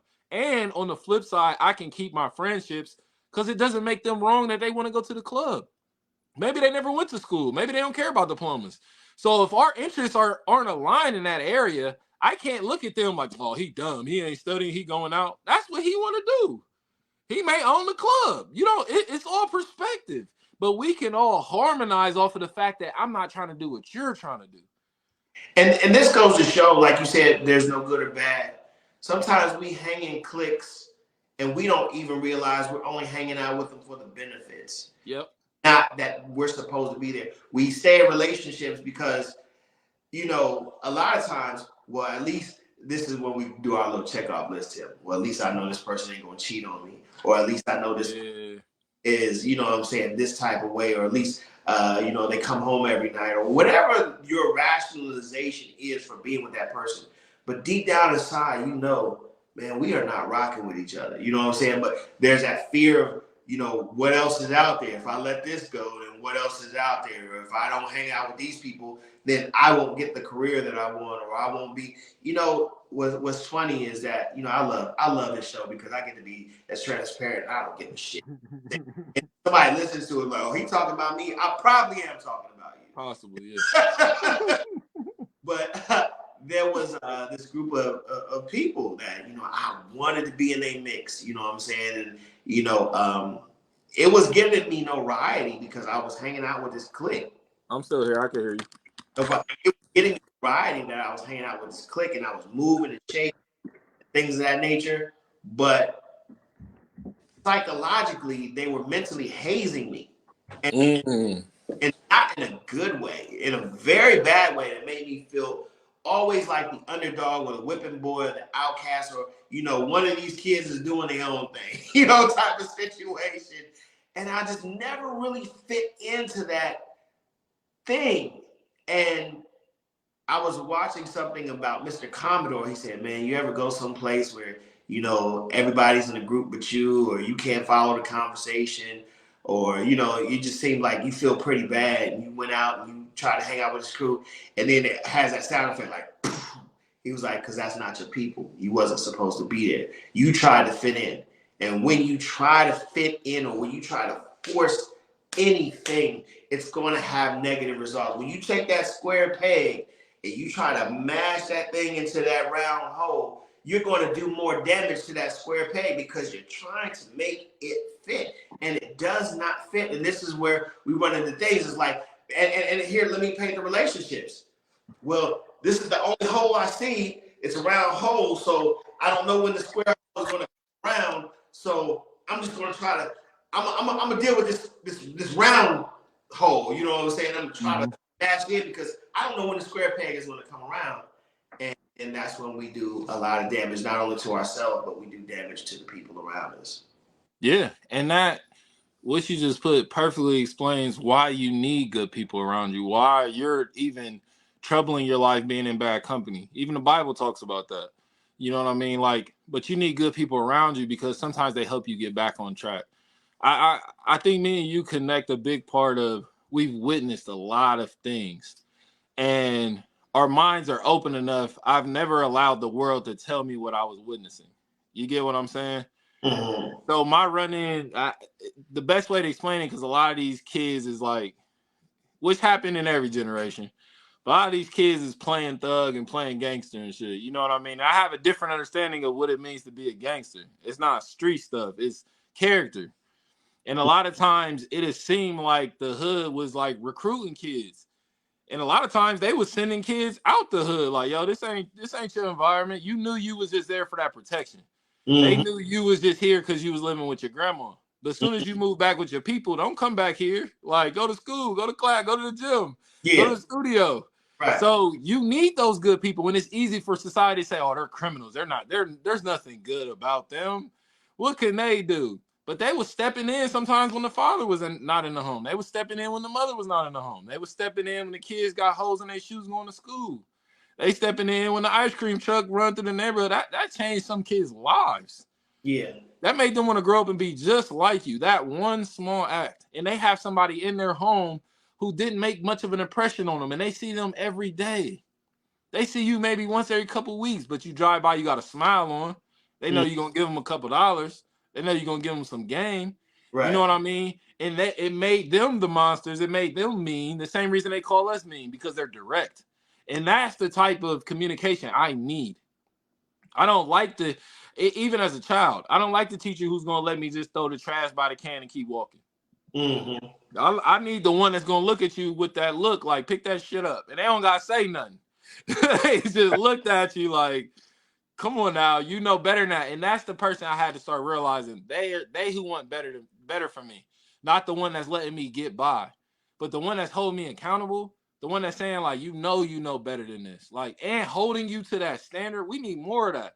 But Mm-hmm. it seems mean and aggressive now because people aren't used to be talked to this way. Can you please when you get around to it? I ain't like that. I wasn't raised like that. I was raised by shit talkers and motherfuckers I was gonna get up in your face and tell you what you was doing wrong in front of everybody. There was Mm-hmm. no secrets. There was no let's go outside and talk. They just gonna air you out right here. And you're gonna have to learn to deal with it and get back to the festivities afterwards. You know what I mean? But you can tell what place it comes from because I'm gonna give you the grandma analogy. Grandma could cuss you up one side and down the other, and it made you feel horrible. And then later on that day, grandma knows you like peach cobbler. You know, Mm-hmm. and grandma knows that, I had to do it like this, or maybe I did snap and did something wrong. Grandma didn't verbally apologize. She basically said, okay, I might have been a little rough that time, but let me let you know this is a gesture to say this was in love. I love you. You know what I'm Yeah. saying? Yeah. Or fucked up. Here's your peach cobbler. And a lot of people need to practice that peach cobbler moment because even though you told me probably something that I needed to hear, I need that to be backed up with an act of kindness of some sort. You know what I'm saying? It's like when you come with like, well, just take it how I want it and toughen up. Everybody don't need tough love. It's just like how we talk to our kids. You have to beat the shit out of one when all you got to do is talk to the other one. You know what I'm Mm-hmm. saying? And they get the messages different. That's the same way we deal with people. It's like, hey man, you can have that cuss me up one side and down the other, but as long as I know that your other actions follow something that lets me know that hey, this person really gives a damn about me, then I can accept that. Like you said, if you was to come at me like, Lane, I need you to get your shit together, man. You know what I'm saying? You can't be feeling sorry for yourself. First of all, I'm gonna look at Tim never talks to me like that. You know what I'm saying? Mm-hmm. So let me figure out why, and let me analyze that. And then if Tim is right, you know what, bro? I probably wasn't ready to hear that shit, but you know what? You're right. You know what I'm saying? And then Yeah. and then we can go forward. But if you constantly, man, you ain't shit, you weak, bro. Man, come on, man. I'm not going to receive that from you. Right. Right. I hate when people even talk to each other like that. You know what I mean? It took me a while to understand when men start calling each other B words and shit. I was just like, where are we headed in the world? Like, what's going on? And that's like your brother, your best friend. Like, why are y'all talking to each other like that? Yeah. You know what I mean? So, but there's a whole nother. This is why accountability is so important because none of us can gauge another person's measurement. We can't gauge your growth. We can't gauge where you should be right now in life. You dig? I know one of my coaches told me that it sticks with me from middle school. He said like KYP, like you have to know your personnel. You have to know who you're dealing with Mm-hmm. to deal with them properly. or it's gonna fail. It's gonna be chaos. You dig what I'm saying? So for me, I don't have a lot of friendships for these kind of reasons. It's because the point that I'm gonna hold you accountable, they don't always hold me accountable or hold themselves accountable. And for me, long before you could say something to insult me or mess up in my life, that's what gets me upset. It gets me upset when people don't take care of themselves, when Right. they choose not to grow, when they allow people to just walk all over them, when they choose not to speak up for themselves. That's gonna get me upset long before anything you can say to me. It's how I'm watching others treat you, how what I'm watching you accept in your life. You dig what I'm saying? So a lot of times that's what I meant by that victim mentality. And I've had plenty of friends like this. Like they'll sleep on your couch for them few days, and you like, all right, they're telling you they about to go find a job. Mm. After the 10th day of me coming in here, like my whole tone is different. My whole mood is different. My energy is different because at this point, it don't matter how I say it. You know what you need to do. Mm-hmm. They'll even get upset with you if you stop coming in and reminding them to get a job. Like you're trying to be a victim right now. You're trying to run, and that to me what a victim is. You're running away from accountability. Because accountability is going to show you how to get out of this situation. But you want to stay in it because you want that pity from people. You want that attention from people. You want to feel validated through somebody. Oh, what's wrong? And that's why, again, sometimes I'm just completely cold. I don't do those things because you're trying to manipulate me. You may not see it that way, but that's a form of manipulation, allowing me not to have all the facts and understand what's going on and work through this solution with you. It's a form of manipulation, whether you feel like it suits you or benefits you or not. You dig what I'm saying? And we have a lot of dynamics going on like that right now. I Mm-hmm. have some people who would just start crying, and I'm just looking at them like, okay, this is not changing nothing to how I feel or what I gotta say. You dig what I'm saying? And I'm still in my own right trying to be sympathetic with your tears. Yeah. So this is why relationships are so hard with people. Because you gotta be on both sides. You can't just fully be like, all right, they're wrong or they're right. You gotta be on both sides. Like, look, you weren't right, but this is what you did that was right. This is something good we can take from what happened. And then keep building on that. Because some kids just keep getting told how they're wrong. That's how I grew up. Everything was wrong. You dig Right. what I'm saying? You cut it at a 90-degree angle, it should have been an 80-degree angle. I mean, anything they could nitpick, I was nitpicked for. And I didn't realize that until I got older. The older women, my grandmother and them was telling me, because like you're destined for greatness. Like you're going to have a hard ass life. It's not going to be some walk in the park. You're going to get pushed down. You're going to have to pick yourself up. You're going to hold all these people up. They're going to vanish the next day. You're going to think you got something. It's gone. And, You know what I mean? You're going to have a hard life. and people, here's what I want the language to stop. Stop saying you made somebody. I like when Ho says, so I heard motherfuckers saying they made Ho. Okay, so Make make another hoe. uh, Yeah. it's still that person's decision. You can nudge anybody in the right way, but I hate when a woman says, I made him. No, you didn't. That's a narcissist. He That's had a narcissist. And I had to deal with that from a man's perspective as far as when I felt like shit, majority of the time when my dad wasn't there. You know what I mean? And I'll never forget. It's probably the maddest I ever got at dude. But we had this conversation one time, and I think he was just so drained because I was laying it on as a kid. I'm gonna constantly remind you how you did me wrong. It's gonna be paintings of it around the house. I'm gonna sing songs about what happened. Like I'm gonna constantly remind you that you fucked with the wrong person. And because if you was my ally, shit would be sweet. Like you really, I'm gonna remind you, really messed up for real. Like how you doing me? So he had this conversation with me, and it was something I heard a philosopher say in psychology before. It sounded nonsense then, still sounds nonsense to me today. But they were trying to paint the picture of, well, my absence helped you become who you were. And that's the biggest crock of shit like I've ever heard in my life. Like, absolutely not. Sometimes people become who they are through you in spite, but that's not a good thing for them. Yeah, they got that gold medal, but they feel empty inside. Yeah, they got the family now, but they look at the means the way they got it, and it's torn apart. So they think they helped you by not being there because it gave you enough that you needed to overcome it. Like, but to me, that person would have got so much more if you were there. You can't hypothesize about that. We'll never know.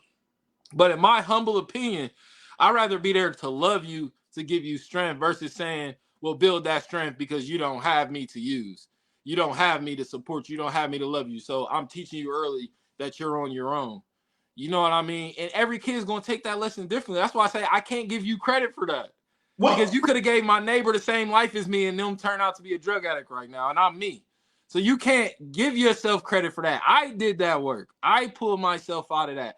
I did what I had to do despite you not being there. And that still bothers me to this day, because now it makes me feel like I didn't do what I wanted to do. I did what somebody already designed for me to do because they had already mined that they wasn't going to be there. You dig what I'm saying? So I am trying to, in my own right, break out of that. I'm like that with my oldest son. I was like that when he was younger. He's just good in everything. So I right, right. didn't know how to be there for him. You dig what I'm saying? Like, he's just naturally good at stuff. And I'm like, all right, let me not intervene and change up what you're doing. It seems like you got a nice little flow. You dig what I'm saying? And I can't, you can't, and I'm gonna say you can't control everybody's delivery, right? But Right. I'm definitely the type of person that is going to tell you I cannot accept what you're trying to say with the wrong tone in your mouth or the Absolutely. words. So a lot of times when you act like you don't want me around, I'm going to show you, hey, you're acting like you don't want me around. So I'm going to give you the space that you want. Some people, well, that's too much space. No, because I have to be in a harmonious environment to fuck with you. You know what I'm Right. saying? So therefore, whether it's my children or anything, my kids say, well, Dad, at a certain time, and let me go on record and say, I was not out of my kids' life until they were 16 years old. You know, these were young adults that were happening, but me and their mother divorced real late. But when they made certain decisions, it's like, oh, I don't want to kick it with you, Dad. I'm not going to fight that. Right. You know? Oh, please, oh, please. I'm not a beggar in that aspect. You show me you don't want me around, I'm going to show you something else. You know what I'm saying? So that's why, people can call it petty. I'm not being petty. I have feelings too. So, you know what I'm saying? If it goes back to what I said, tell me what you really want from me. Tell me what it is that we really can do to make this happen, because I don't want the separation. Whether it's my kids, whether it's, somebody I love, whether it's my family member, my brother, whatever, I don't want the separation. But if you constantly holding on to what I did to you and we can't find a way to get past it, why are we fucking with each other? You know what I'm saying? Exactly. And that is now again putting that accountability back on them, which a lot of parents need to do. I don't only have a beef with parents. These kids are little assholes too. Parents got to put the accountability back on the kids too. My family is the most important thing to me in the world. I am the most important thing to me in this universe, internally. So I even tell them, I won't let you manipulate me. You won't give me them crocodile tears. I don't do the puppy dog. I don't do none of that, because that's a form of manipulation. Even if you're young and you don't understand what you're doing, let me educate you on what you're trying to do and how it's not going to work with me. And I still, like you said with Big Mama, I still love you. I'm going to be sweet at the end. I love you. But I love me so much more. Yeah. I can't even allow you to corrupt who I am. And I can't allow you to dictate my life. You're going to grow up and have your own life.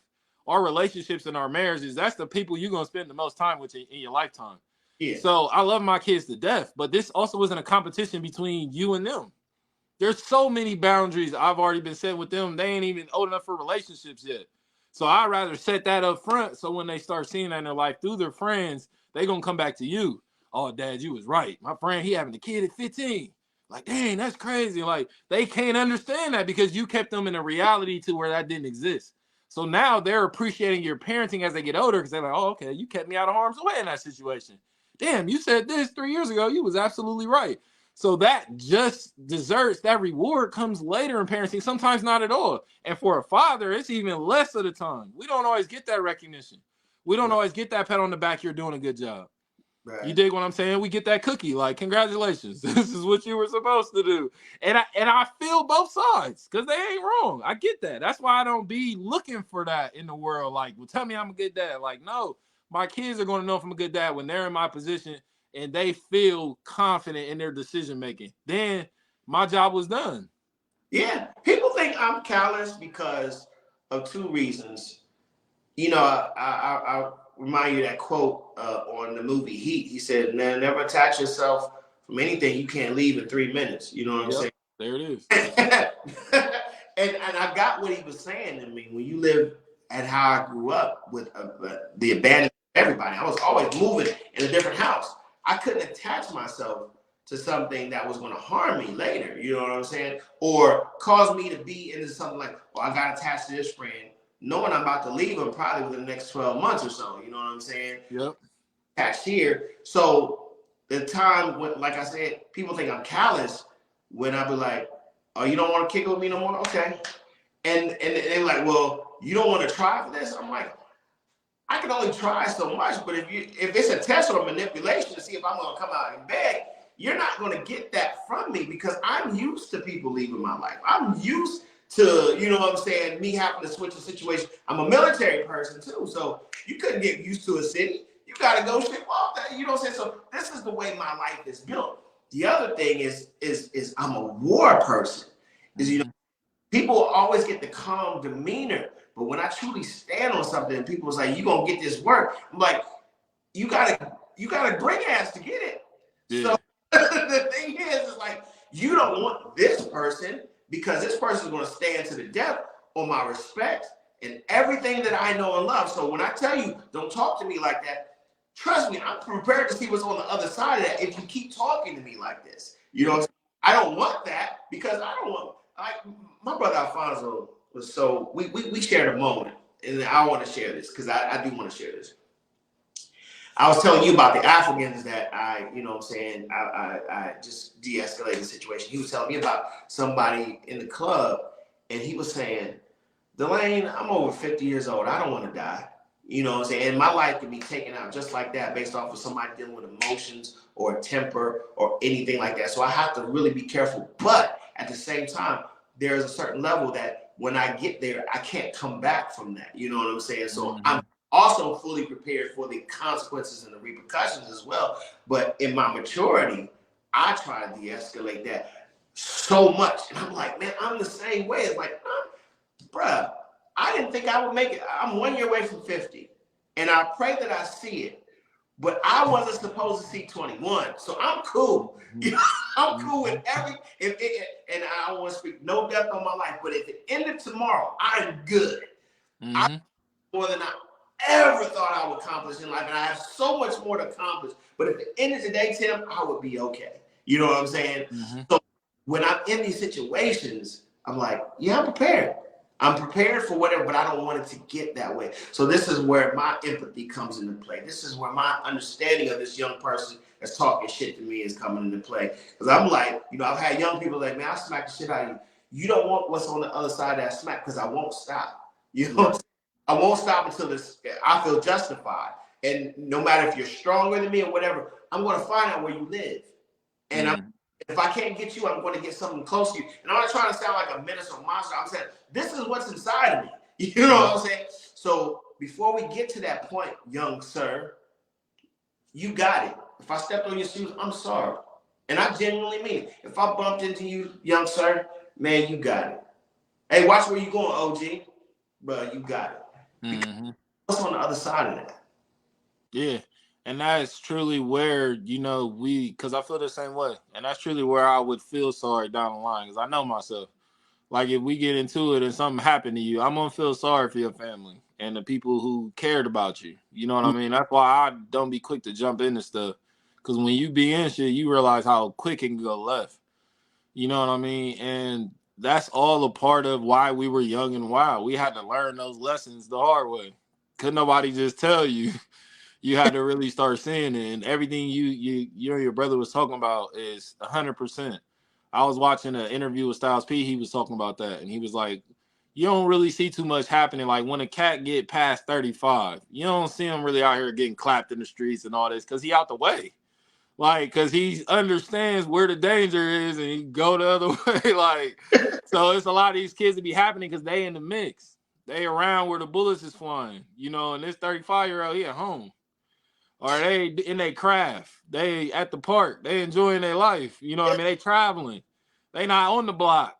So a lot of things that we used to worry about at 21, I don't worry about today. I don't have to watch my back in the mall. I don't have to pay attention to what streets I'm driving down at night. You know what I mean? Like I just make sure I get home.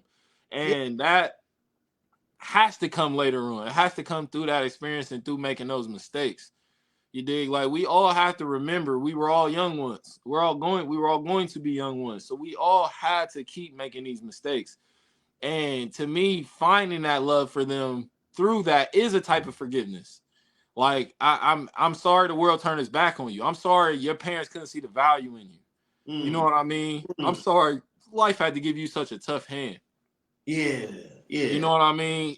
That to me is a sympathy. That's a form of apologies. But right, only apologizing when I feel I did you wrong, that's selfish. right, Only apologizing because I don't want to get you upset and you do something to me, that's selfish. That's still manipulation. yeah. You And know what I mean? holding that guilt over people is a reflection of yourself, like you said. You know what I'm saying?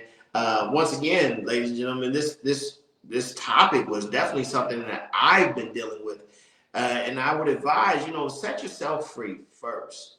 You know what I'm saying? Because that you don't have a time limit when that person is going to let that go.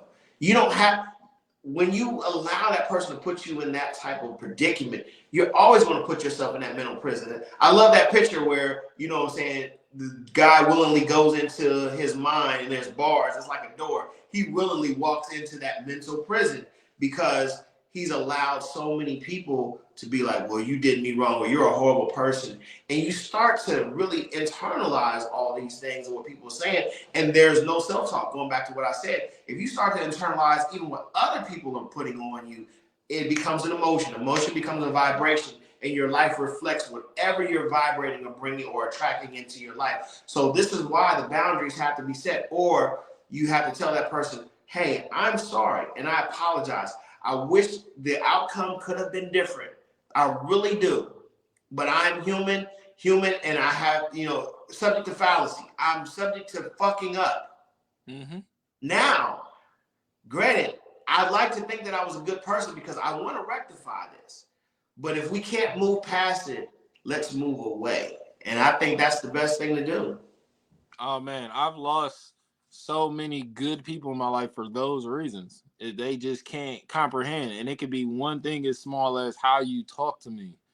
I would be cool on you. Like, I would be so cool, you know what I mean? And still can identify you're a good person. I don't even have any bad references for you. People want to be your friend. I just don't want to be your friend. Mm-hmm. Because I understand, like, it's the game is already stacked against us. Mm-hmm. Those 10 negative voices are louder than the 50 positive ones. That's just how it works. Negativity is more stronger than positivity. That's Mm-hmm. why it only takes a little bit of it to really stir up some chaos. And a lot of positivity might not even make the chaos go away. You know what I mean? Like, so for me, I always keep that in mind dealing with people. You know what I mean? And I respect how you want to live. I have to deal with how you want to live. I don't have to accept your way of life. Like, but also on my part, I don't have to make you a bad person because of that. I don't have to make you the villain because you're not. You Right. just doing what you see right. I'm doing what I see right. We just both need to be in two different cities doing it. And that I would rather that happen than us keep colliding and bumping each other's heads trying to go to the same place. Because then once you get away from that negativity, those situations, now you're opening yourself up for the positive, healthy relationships. Now you're opening yourself up to feel better, to feel more calm instead of so weighed down or drained all the time. Because that shit starts to I've met those long-term people. They'll just throw that little insult each day. That shit adds up. That racks up. That starts to take a toll on you. That's why I'm so particular. Every little peep, the first instance, I gotta check you. I got to, because I can see where this can go in 10 years if I just keep allowing you to call me stupid or dumb or Mm-hmm. slow or whatever you think is funny today. Nah, we ain't doing all that. But also, I had to accept you got to be able to take a joke because sometimes that's going to happen. Mm-hmm. Sometimes you're going to trip and fall and embarrass yourself. You got to get up, dust off, and laugh it off. I mean, sometimes you will be the butt of the joke. But Mm-hmm. majority of the times, you don't have to accept that. You know what I mean? You stand on your 10 toes down. And those people who then understand, not the people who apologize, the people who understand and they're like, oh man, I didn't even know I was doing that. And then they have the changed behavior. We're good. At what point would you need to apologize? You fixed it. So Right. we're cool. Let's just keep moving. So at no point do I really think we need to stop and do that for each other. We stop and do that out of the fear of what happens if we don't. And I can't live my life through that fear. I rather show me what's gonna happen. I want to give a shout out to Adrian, Jessica, Quince, Shumpert, and everybody that's on the check in. And even Kareem, he said, "Where can I find the hose?" Out of pocket. But I wanna ask you something. It's been reflective of me, but let me kind of get into your psychology. Yeah. Why do you sometimes feel the need when you're wrong to make people feel it? I've heard you make this reference a lot. Like, when you wrong me, you gonna feel it. You know what I'm saying? Mm-hmm. And the question I'm saying is it when is it a good time to be tit for tat, and when is it a good time to show compassion? Like, hey, this person fucked this up. Because I notice that people, when they now, for example, if you come to me with some compassion and say, hey, you wrong me, this, that, and the other, then I can accept it, and then I can, we can rectify it. But when I become tit for tat is when it becomes an attack and I ain't shit and this, that, and the other. I'm like, okay, you come to me on a perfect pedestal. Let me hold this mirror up to you. And then somebody like, oh, you just be a tit for tat. And I'm like, no, you attacked me. Yeah. And I want to show you how imperfect you are. Let me show you your flaws. Since you want to point out every flaw of mine, let me show you how imperfect you are. But people think I'm horrible for that. I'm like, no. I mean, some would blame it on the zodiac. I'm a Scorpio. Like, we're just vengeful people. I've always been vengeful my whole life. That's the type of justice I believe in. I don't believe in either side should have one up on each other. I feel like we should be even. But again, your attack might be slapping me. Mine is gonna be trying to blow up your house. So after that, to me, we're even. You did your best foot forward. I did my best foot forward. If you, like you said, if you want to keep going past that, oh, we can go as long as you need. I got all day. We can go as long as you need to go. But what I understood when I was younger is that sometimes you gotta beat the bully up. You can't ask them to politely stop. You can't go get the teacher. You gotta defend yourself. You gotta step in right then and there. So in the club, you step on my shoe, you know what I mean? It's an accident. You don't gotta apologize. But if you stepped on my shoe because you don't like me and you don't like the shoes I got on, and you mad you ain't get them, I'm going to retaliate. And that doesn't give you away what I'm going to do. My retaliation could be ignoring you. My retaliation can be, you know what I mean, like handing you off to the next person because they're going to serve you up your karma. But I overstand sometimes I'm the person serving up the karma. You shouldn't have did what you did to Miss Cheryl last week, and now you dealing with me. You dig? And that's just how it is. Because I overstand next week, somebody gonna be my karma. And they gonna be coming to get me for what I did to my kids 5 years ago. Yeah. They gonna be coming to get me from that store I used to steal from as a kid. They gonna come take from my business. That's karma. That happens all the time. So what got me out of that vengeful state is I had to realize every attack is not a personal attack. I only felt that way because it was personal to me. I felt like you were doing this to me. So now I'm about to fuck with you. But if you was just having a bad day, you walking down the street, your eyes closed, and you stumble and bump into me, I shouldn't be upset at you for that. That Right. means I got some deep-rooted shit that you're triggering, and now I'm reacting. You know what I mean? So I'm being proactive. And proactive doesn't mean this or that. It doesn't mean I'm going to take the high road. It means that I made this choice to retaliate how I'm retaliating. So don't go looking later to feel like, damn, does he regret? Does he feel sorry for this? I do not. I'm going to sleep great tonight. I made this choice. Everybody in me collectively said, all right, this is what we doing. And I'm ready for the consequences. So that's how I'm able to pay that back, because I'm ready for them consequences. And sometimes I can't just turn the other cheek. I'm human. And Some this things I gotta respond. right. And this is why I can't wait for next week for this topic. I got to put this on here real quick, even if we got to go over. I really wanted to address this because we addressed the relationships, we addressed parental guilt, we addressed even forgiving ourselves. But let's go into what you kind of bridged just now. We as African Americans, will not forgive each other. And I think it's a projection of either self hate or a lot of the trauma that we have toward each other. But when we seen what happened a couple of weeks ago, down in Alabama, it's like, of course, you don't lump all, Caucasians together, white people, and say, well, all white people are bad. But we do say they reap the benefits of what has happened to us.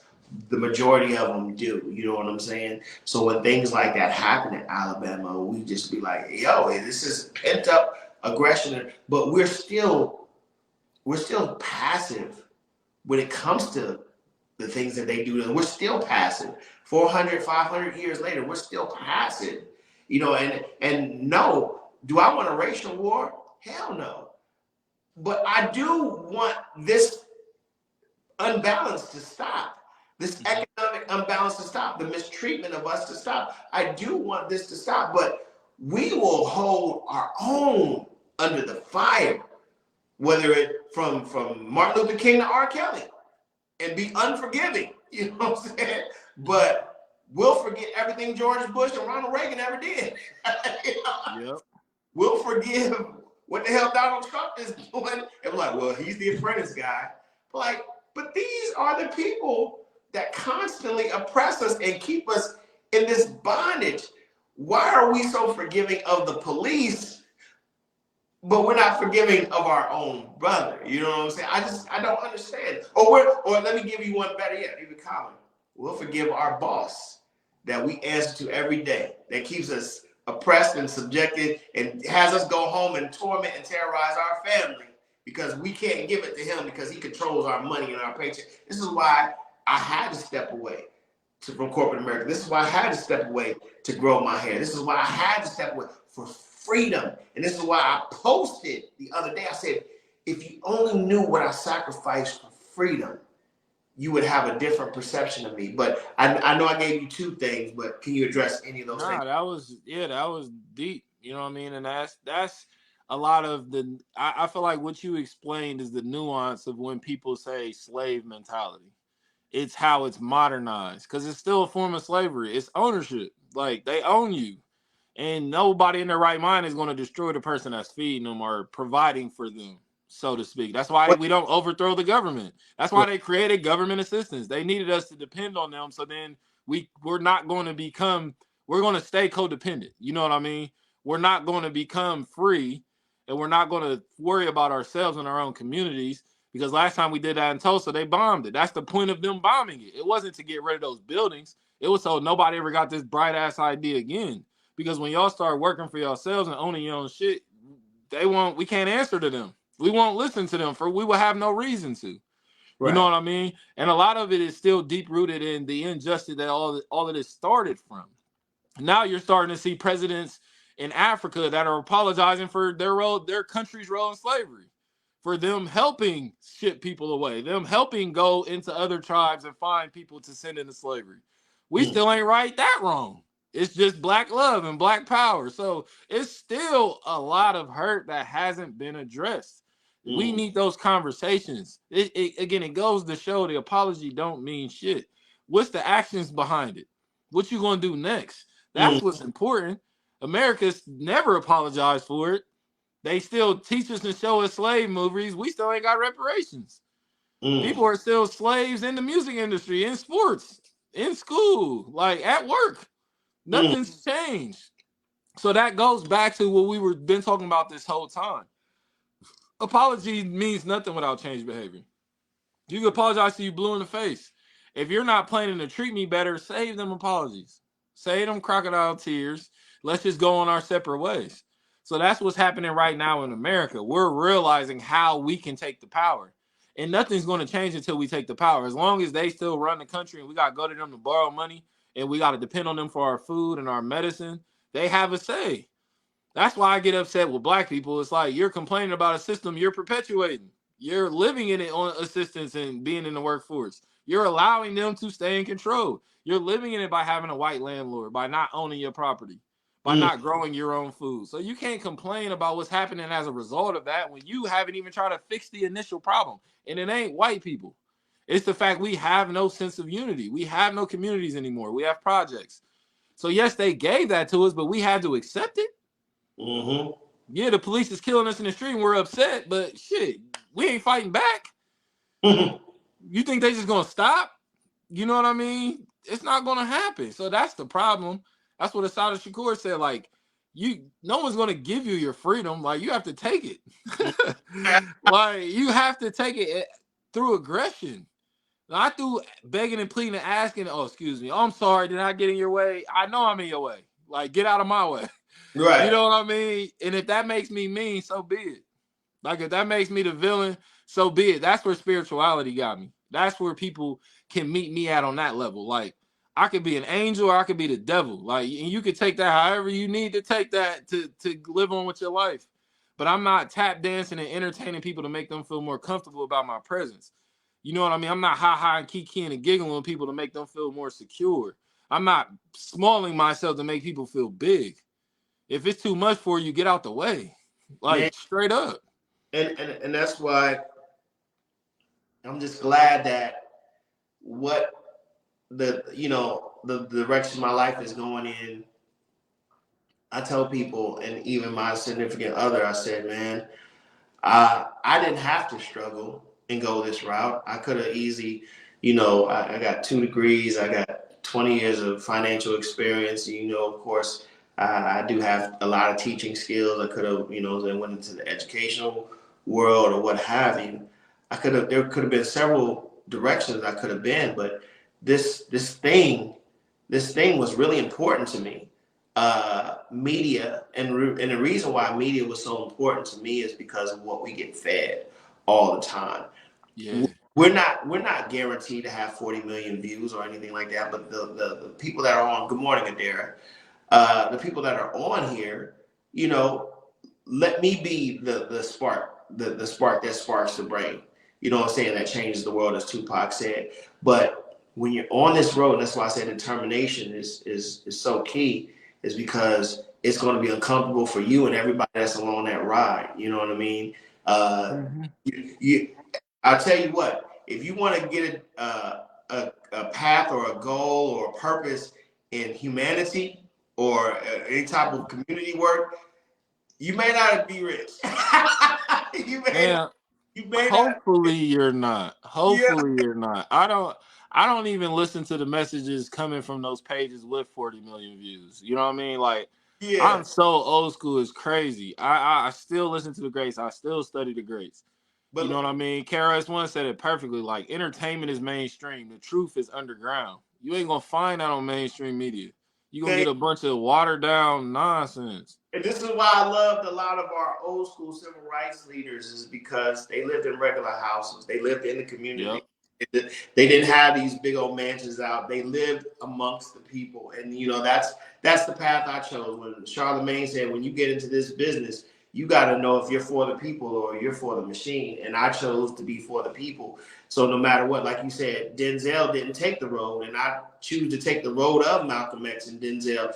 I stand for righteousness. No matter how somebody perceives me to be, I'm not a perfect person.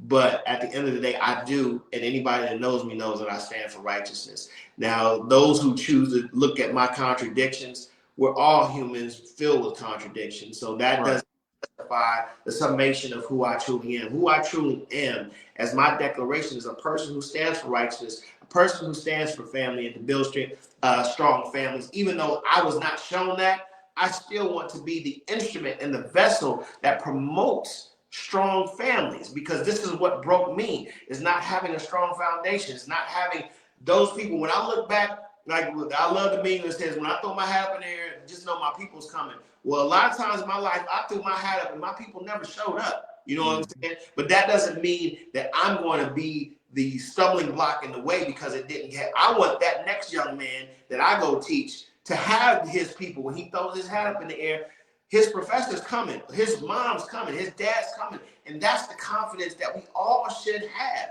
But a lot of times on my road, because I was not given all the tools, I'm not going to get it right. You know what I'm saying? And that's okay. Right. That's okay. But as long as I want this, you know what I'm saying? So for those who, like you say, you talk to 7 different people, you're gonna get 7 different Delaynes. You know what I'm saying? Mm-hmm. But for those who want to hold on to this negative aspect of something that we did in the past or I've done to them, I can't hold on to those people because, like you and me said, we got shit we got to do. We Yeah. got we got to do, and I can't let you hold me here. One thing Deion Cole said was so dope. He said, "A lot of you married at a level you should have been just passing, and this is why you." Are at the level that you're at. You should have been like, hey, I love you, I respect you, but I got to get back to you. And a lot of people hold people like that in resentment, like, oh, this person, led me along, led me on, and this, that, and the other. And I Mm-hmm. came to the realization, I love you, but where we're at right now, you're gonna hold me back from my purpose. You're gonna stop my growth.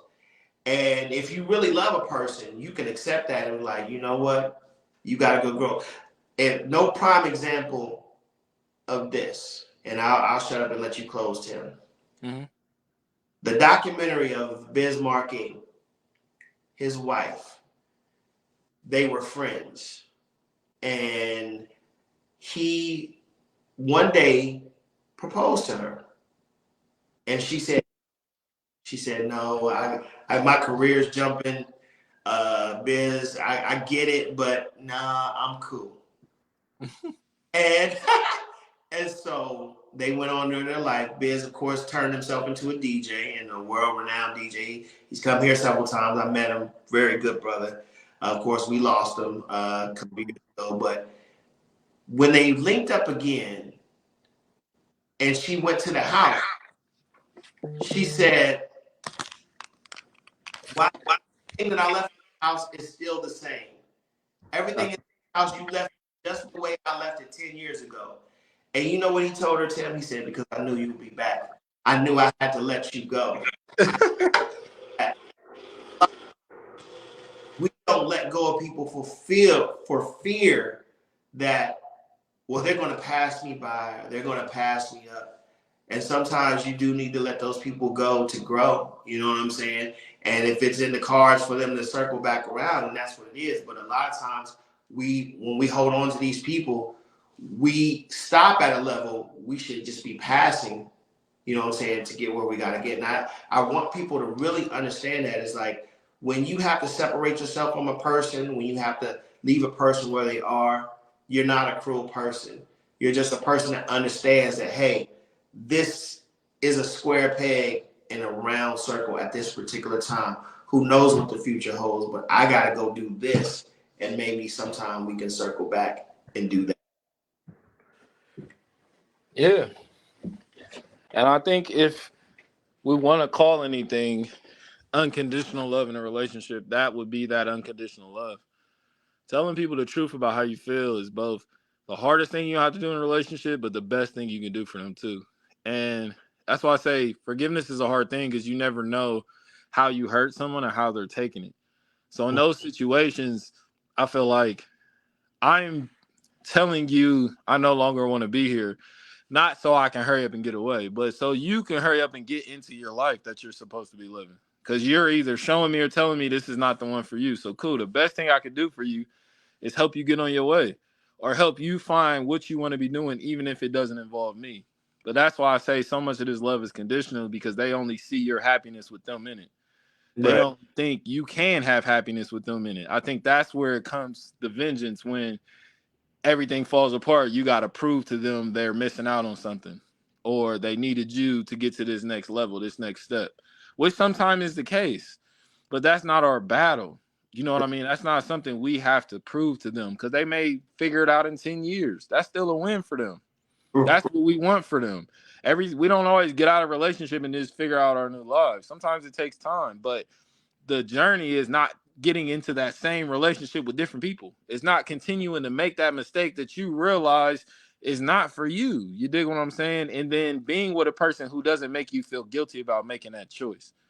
That's the best way I can love you is walking away if this no longer suits me.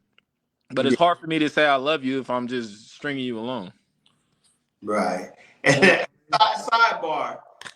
Y'all need to stop trapping these people in these relationships. Just because y'all have kids doesn't mean that y'all supposed to be together, but that doesn't mean you make somebody's life hell because they don't want to make a life with you because you have a child. Please stop doing that to people, men and women alike. Men are impregnating women to get them to stay. Women are having babies by men to get them to stay. This is my final thing that I have to say. Just because you have a child together does not mean that you are to be together, and that doesn't reflect on you or that person because they do not want to be with you. Stop doing that shit. Mm-hmm. Not my situation. I'm seeing this a lot with a lot of my brothers out here who they have, impregnated these women. I won't call them toxic women. Let's not call, but these disappointed women that thought that I had his baby, so he should be with me, and he made a decision to say, you know what, I don't want to be. I'll raise my child, but I don't want to be with you. And then they go down and try to get him jammed up in the system. They go down and try to get him this, that, and the other. I'm like, man, that's not cool. And men, you know what I'm saying? You impregnate the woman thinking, and she doesn't want to be with you, but you want to sit up there and terrorize every one of her boyfriends. You want to sit up there and not pick up the kids so she don't go out. You want to do this, that, and the other to keep her under your control. Stop that shit for real, man. It's toxic as hell. Yeah, those is, and I'll close on that. Those are the only reasons I tell people you need to heal yourself, especially if you want to deal with other people. If you're just gonna stay by yourself the rest of your life, I mean, do whatever you want. It don't affect nobody, don't endanger nobody's life. Have fun, have a blast. But if you're going to deal with other people, you have to heal yourself because all of that is just built up trauma. It's built up hurt. You know what I mean? It's insecurity. If I truly wanted you to be here and thought you would be here, I have to build that on my own merit. I can't make you deselect everyone else to select me. I can't make everything else seem unappealing to make me more appealing. You dig what I'm saying? And I can't worry if you're gonna stay or go. I just got to do the things that I feel a woman will want to stay because of. And if you choose not to, I mean, it's definitely your loss. You missing out. But I don't have to make you feel that. I don't have to beat you down with that. Because I loved you. I still want you to be good out there. I still want you to do what's best for you. And Right. they can't accept that because most of the times they've parted ways in a situation. It was confrontational. So they Right. can't wrap their head around the fact that there's no real issue. We're just not compatible. This just no longer makes sense. And the longer we stay in it, the longer we're staying away from where we should actually be doing the things that we love to do. You know Mm-hmm. what I mean? We're torturing each other because we don't want to hurt each other's feelings. Like my feelings get hurt all the time. Oh well, it's time to put your big adult pants on and move on. It happens to everybody. I've been disappointed. I've been lied to, betrayed. Awesome. You know what I mean? But I don't feed energy into those things. I've been cheated on. I don't feed energy into those things. I Right. don't believe if you start speaking it up, they're just going to cheat on you. You know what I mean? But that type of negative energy don't even need to be in your relationship. Talk Yeah. about the things you want to do. Speak on the positivity. And as far as the parents on both ends, I'll leave on that. Like, he hit the nail on the head. It's too many parents out here trying to hurt the other parent. The only person hurting is the child. Like y'all gotta let that go. Let it go. It's time to move on. It's time to grow up. It's time to glow up. You know what I mean? We have no room to be worried about something that happened in the past. Like, let's focus on what we're prepared to do. Because the kid is the most important part now of a co-parentship. It's no longer y'all's relationship. It's no longer the future dynamic. It's just the kid. You know Right. what I mean? So we got to come together as a team for the kid. It can't be one-sided. It's not going to work. You feel me? So I think we as people are coming around because we're able to start having these conversations as a community. We're able to put out our transparent views of the world and perspective. You know what I mean? And a lot of times that's what people need. They Mm. just need to see, like, oh man, there's two guys that's going through what I'm going through. And that's why I like to constantly put out my experiences and how I view the world.